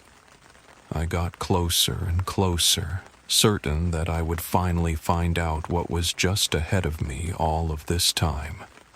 I was nearly there, arms stretched out to let sweet relief in, but as my fingertips were inches away, I felt the rip of unforgiving teeth sink into my leg, followed by a violent force dragging me back down the road I had run down so many times. Gravel buried into my skin and painful scrapes screamed as I flew backwards. I felt my body form into thousands of shapes and unfold as I tumbled along the road, jaws clenched tightly on me. I flew back into the darkness, and those lights dimmed and dimmed and dimmed until they were but a speck of light poking through a hole in my curtains as morning carried me back into the world. Even though Mary was gone, I did not find myself without company. Shuffling noises throughout the house and images of blonde hair flying by my peripherals kept me from complete loneliness. Not to mention I had a dog just outside my home to greet me whenever I desired. Truly the American dream. Spending my days in a haze, I neglected to clean up any of my messes or even pay any of my bills. My water and electricity were cut off, and I spent some time sitting in a dark, unventilated house as I was buried in my own filth. I had to watch myself suffer to fill myself with a jaded sense of justice. After a few weeks, my landlord came by. I was greeted by furious pounding on the door, and I opened it up. He stood there, his angry expression quickly turning to one of worry. "I haven't gotten your check for the rent last month, and the most recent payment is also due," he said to me. "I'm sorry, sir," I said in an empty tone, and invited him inside. He followed me in, and I could feel his eyes sweeping over the heaps of garbage kept there by my neglect. I brushed off some trash and found my checkbook, promptly writing him out a check for the last few months with a little extra for his trouble. "Is everything okay?" he asked me, his genuine concern showing. "Everything is great," I spat back. He looked into my eyes with familiarity, and it looked like he wanted to say something to me, but he turned and quickly made his way out. I slammed the door behind him and bolted it shut. My heart jumped after I slammed the door shut when I heard a voice from the kitchen. "Who was that?" I sat there staring towards the other end of the house, wondering if I had just hallucinated that. Silence began to grow in volume as I just sat still for long minutes. I gathered up the courage to patrol the house to maybe get something to show itself. I checked the spare bedrooms, bathroom, and every closet possible, just to see if anything would happen. I made my way to the door leading to the back porch, and as I slid it open, I heard Mary's voice just behind me. "What are you doing?" I nearly jumped out of my skin, but tried to maintain an appearance of composure. "Is that you?" I quietly responded. At first, nothing answered back, but several seconds later, a monotone, layered version of Mary's voice crawled into my ears. "It's me." Tears started to roll down my face, as I could feel the crushing presence of it standing just inches behind me. "I miss you so much," I sobbed out. "I am always here." The lifeless tone spoke to me. I turned around to see an empty house. The sweet voice of my old companion rang through the house, unrelenting for several days. They always brought me to a place of serenity before slamming me back onto the hard floor to look up to an empty home. Her voice was music to my ears, even though I knew none of it was real. At least real outside of my own head. If I couldn't feel her touch, then maybe I could take advantage of not being able to tell my own state of consciousness. I needed her, and it knew this. It took her away. I had enough and couldn't stand the constant pricks and prods at my insecurities. I left my house early the next morning, heading to the nearest gun shop to find something that could provide some comfort, whether it serve as protection or as an exit. After a brief conversation with the store tenant, I paid and went home. I waited the time needed before being able to receive my goods. After bringing it home, I just sat it on my nightstand and just looked at it for a while. The bright silver color sticking out in my dark room like a sore thumb. I reached for it a few times, but would pull back as the small part of me that held self-preservation screamed at me. As I held the box of bullets in my hand, turning them over procrastinating, and I heard a sudden knock at the door. Startled, I sat up and opened up the door to see the landlord standing there. Not sure what he was doing on my porch, I blurted out, "Did my check not go through?" "No, it went through just fine," he responded, motioning for me to let him inside, and I obliged. He walked in, taking in the disarray that the house had fallen into. He sat at my kitchen table, seeming to go over what to say in his head. Things were starting to feel tense as he sat at the kitchen table, tapping his fingers nervously on the surface. "You know I used to live in this house," his voice breaking the heavy silence. His frankness caught me a bit off guard. He looked at me, but I could not seem to formulate an appropriate response. "About 10 years ago, me and my wife bought this house." He paused as if to collect himself, looking out the window with a look of reflection on his face. I sat there waiting to hear the rest of what he had to say, but he just turned and looked at me. His eyes shot down quickly, and he rubbed his hand down his face as he let out a deep, raspy exhale. I didn't know if I should say anything, but he wasn't really giving me much to go off of. He sat there looking down, his eyes occasionally darting around the house. His eyes stopped on the doorway to my room and stuck there for what felt like minutes. Right as I was about to speak up to break the silence, he finally continued. "We moved in here shortly after marrying. Lucille was an amazing woman.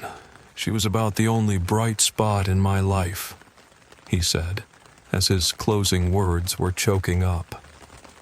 "Was?" I asked, not really knowing where this was going. His mouth opened like he was going to say something, but he just sat there, not able to pull out any words. I stared at him as he stared into nothingness.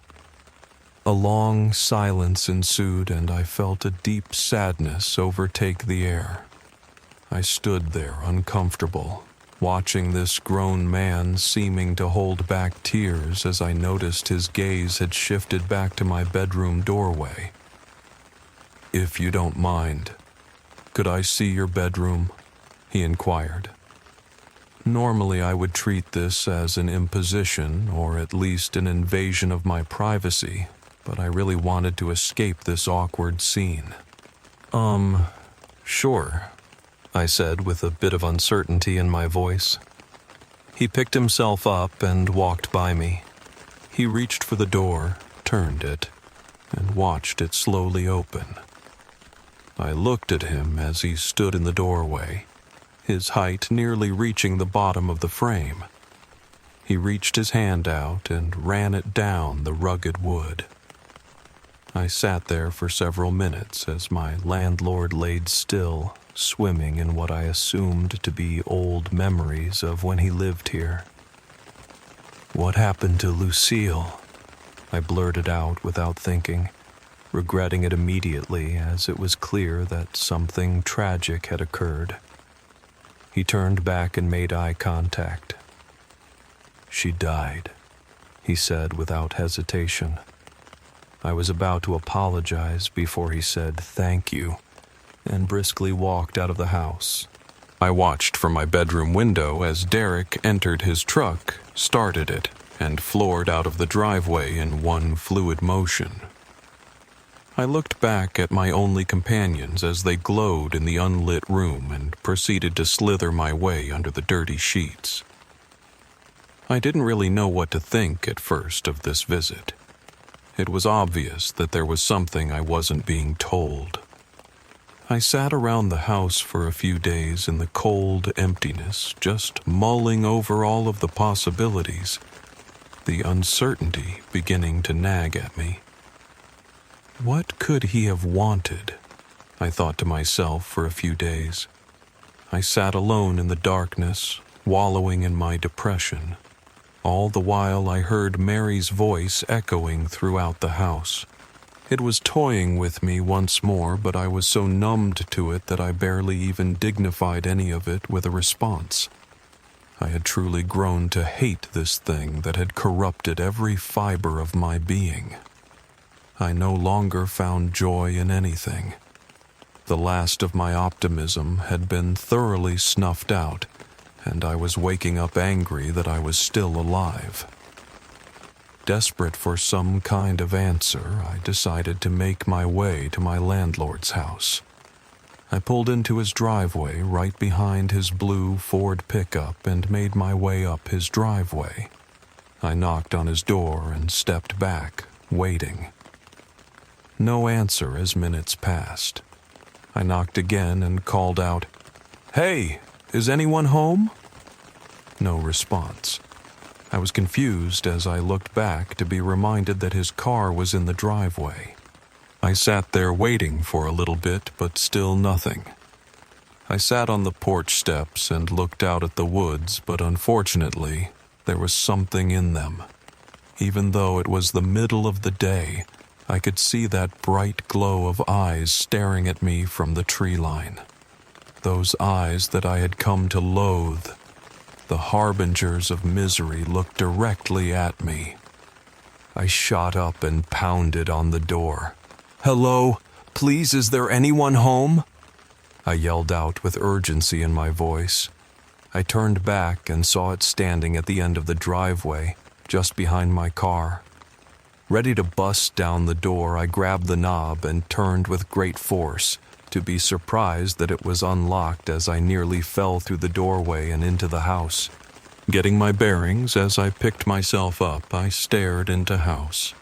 It was eerily silent. Every step I took seemed to echo 1,000 times over as I planted each step into the creaking wooden floor. "Hello?" I repeated once more. I looked around and I noticed that pair of boots that he was always wearing, standing by the door, along with his large set of keys sitting on a nearby coffee table. The silence in the house was absolutely suffocating. The persistent ringing in my ears that you get in a deep quiet was becoming insufferable, and I found myself feeling drawn to one of the bedroom doors on the other side of the kitchen.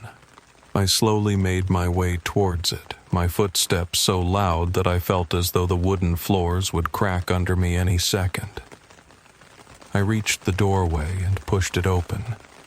I sat there just outside the doorway with apprehension. Something was telling me not to go into this room, but I had come this far, and I wasn't going to just turn back now. I begrudgingly stepped through the entrance, and there he was. There was my landlord, sprawled across his bed. Dried blood coated his arms and neck. He had slit his wrists and throat. A horrible look of sadness covered his face, his eyes still red from tears. I fell back against the wall behind me, the smell of decay only just now hitting me as if it was waiting for my presence. I covered my mouth and gagged as I went over what I should do in my head. I reached for my phone to call the police, only to be reminded that it hadn't been charged in days due to my electricity being shut off.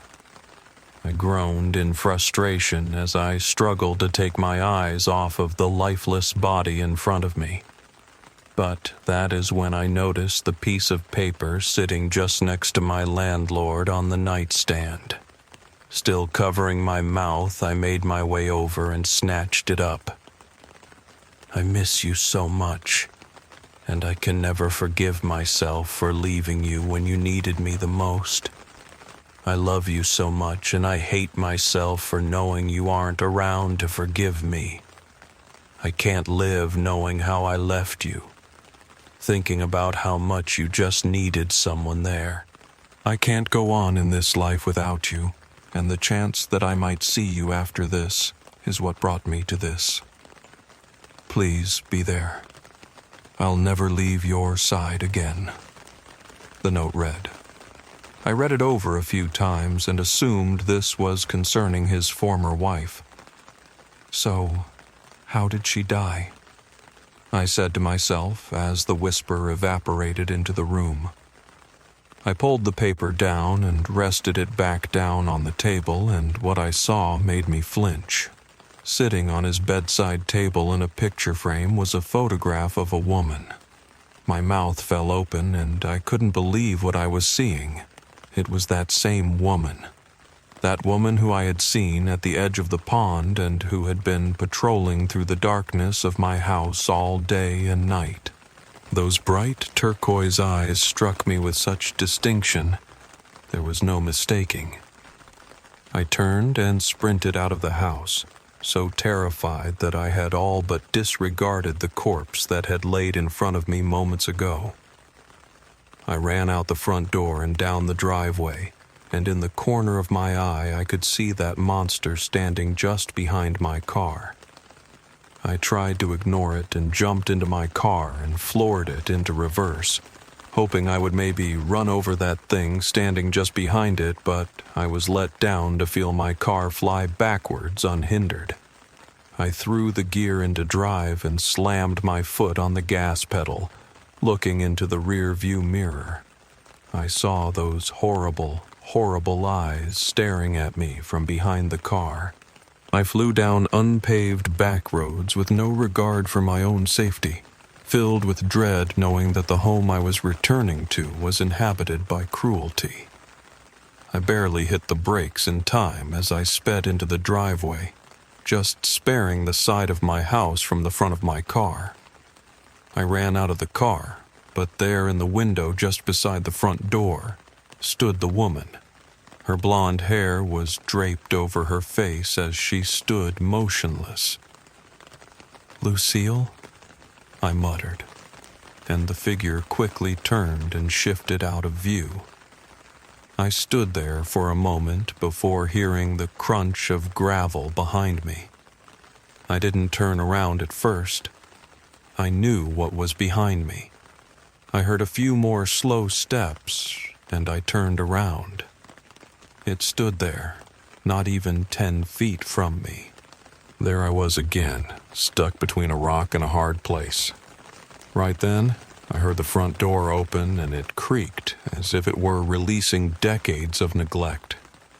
The beast stared while taking slow, deliberate steps towards me as I matched them with my own steps backwards. I turned and sprinted through the open door and slammed it shut behind me. I looked out the window to see that it was gone. But right then I felt that familiar cold hand rest on my shoulder. Only sharp nails dug deep into me, puncturing my skin. Terror and exhaustion overtook me and I lost consciousness. Those same nightmares infested my dreams and I woke up every hour, more tired than the last time I'd fallen asleep. I was eventually able to force myself off of the hard floor and into my bed, though it would do little to help my sleep. Dreams of the pond and of that road presented themselves every time I fell back into a slumber. But the more I ran to the lights in my dreams, the more I felt myself straying away from reality as I stewed in a puddle of my own delusion when I woke. My new friend laying on the nightstand was tempting me with more comfort as the time passed, and I had to pull my hand back several times from reaching for its help. I poured my way through another bottle as I laid in the accumulated filth I had neglected to discard. As I felt the last of my reserves swirl in my mouth and down my throat, I heard another knock at the door. In a haze, I stood up from my pile and made my way towards the door, but as I approached it, I stopped. "Hey, it's me. Can you let me inside?" I heard from just outside the front door. I just stood there. The same phrase repeated itself, but followed by, "It's freezing out here. Can you open the door?" Of course I recognized that voice. I'd recognize that sweet voice anywhere. "Leave," I hissed. The voice repeated itself again, and again, and again. "Leave!" I repeatedly shouted at a door over and over. Every now and then it would change it up a bit with a "please," and I would change things up with a "fuck off." I grew tired of this and just went back to laying in bed, covering my ears with my dirty pillows. But the knocking persisted, occasionally growing louder and more urgent over a few hours. After it appeared to finally give up for a few minutes, I was sitting in a comfortable silence for once before I heard my sweet Mary's voice from the door whimper out, "Don't you love me?" I had enough. I grabbed the revolver from my nightstand and fired off all 6 shots right at the door in quick succession. I laid there as hot smoke billowed in front of my face and felt instant regret. I had shot holes clear through my front door at some imaginary force. I paced around my living room with my hands on my head, still wrapped around the handle of the Magnum. "Fuck!" I screamed out as if I had finally woken up to all of the insanity I had conjured. My ears were still ringing, and I made my way to the front door to see the damage. I didn't really know what I was expecting since I had shot a full clip of my gun through it, but there was definitely some serious damage. I slammed my hand on the door, still clenching the gun, and let my head rest against the wood. Light poured through the newly made openings, and my eye happened to catch something out of place through the nearest hole. I stared through and tried to discern the palette of colors meshed into a distorted cluster. I swung the door open, and the sunlight all but disintegrated my eyes. As they adjusted, I glanced down, and everything in my world crashed. Mary laid there, riddled with bullet holes as she wheezed and gurgled on the front porch. "Mary," I exclaimed, tears already pouring down my face. She reached up and caressed my face and smiled.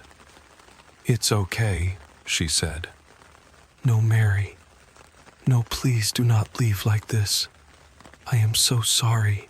Please, we can fix this. Please don't go. Please don't go," I yelled. "Everything will be okay," she repeated to me. "Don't go," I screamed again. I sat there and cried on her, just holding her and praying to God that she wasn't about to die right here in front of me like this. Not like this. I held Mary, rocking back and forth on the porch, just trying to comfort her like she had for me so many times before. She laid there in my arms, slowly slipping away from me as I pleaded for her to stay with me.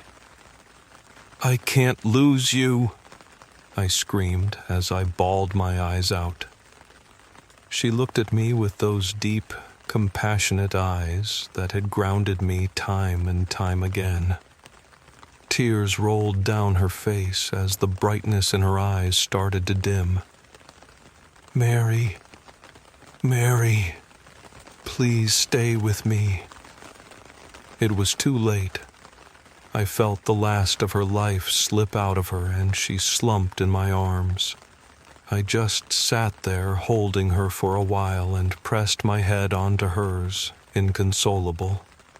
I carried her inside and laid her onto our bed, and I loaded one shell into the revolver. I laid next to Mary's lifeless body and kissed her once on the forehead before sticking the gun into my mouth and pulling the trigger. Everything went black, and I waited to see what the beyond held for me. It felt as though I was awake, but I just couldn't open my eyes. But then I saw exactly what I didn't want to see.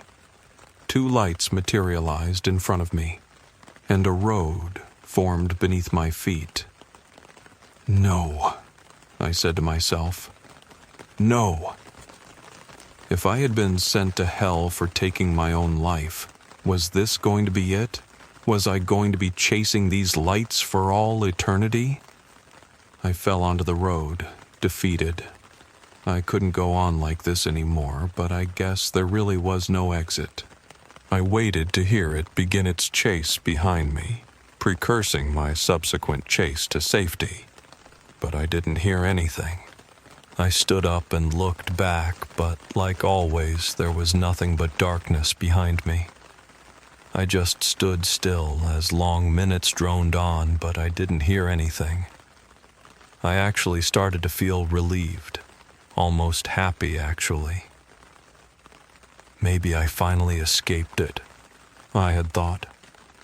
Almost needing to hold back a grin from bearing on my face, I began to walk towards those two lights. As I made my way, I could hear Mary's voice. "Sweetie, where are you?" And, "I'm over here. Come see me already. I've been waiting." I couldn't help but smile, so sure I was just steps away from eternal happiness. I made my way towards those lights. At last, I was going to reach them. I just knew it. I couldn't wait.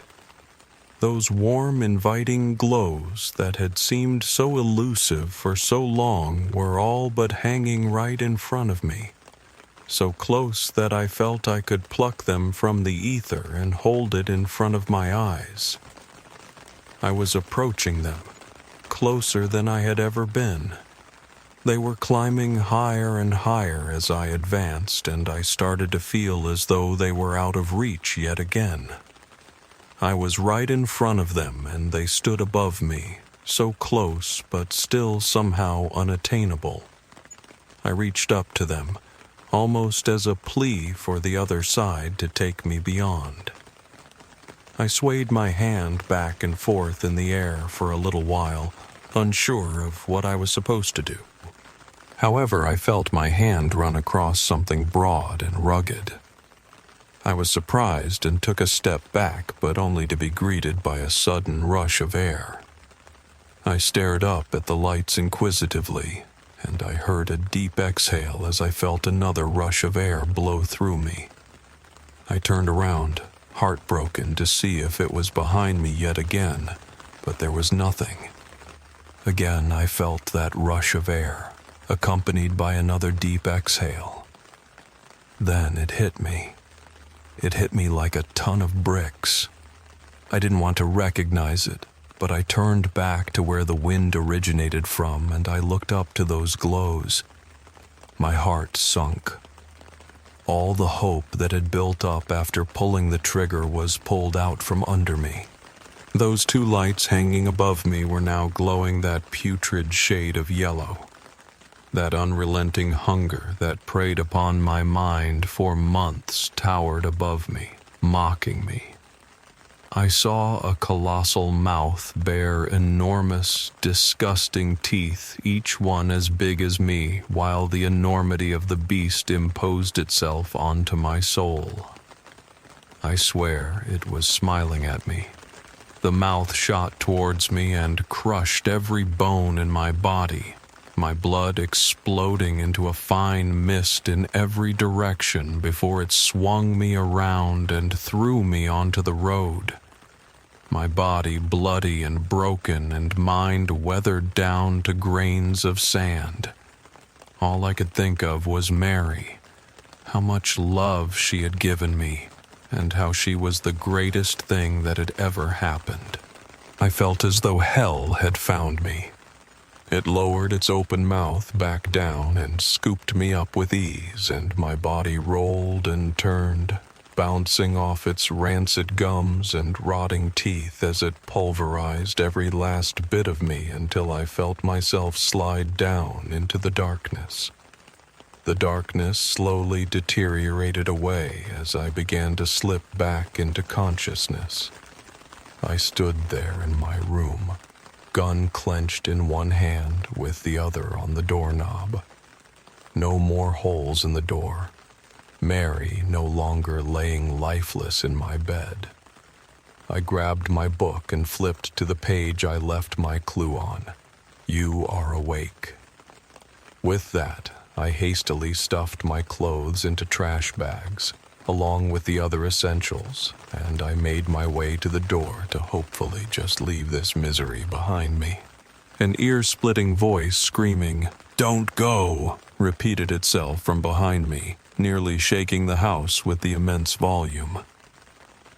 I fumbled for the doorknob, dropping my trash bags in the process, and swung the door open. All of this time, I could still hear that voice screaming in my head now. but when I exited the house, that nightmare was sitting just beyond the porch, staring at me. I pulled out the gun from the depths of my bags, flipped the safety off, and fired that one bullet that it had left in it, trying to take the life that had all but taken mine. It connected, hitting it almost right between the eyes, and I heard it whimper for a second before slumping to the ground. I didn't trust that it was really gone, though, so I sprinted to the car, not wanting to fall for its tricks.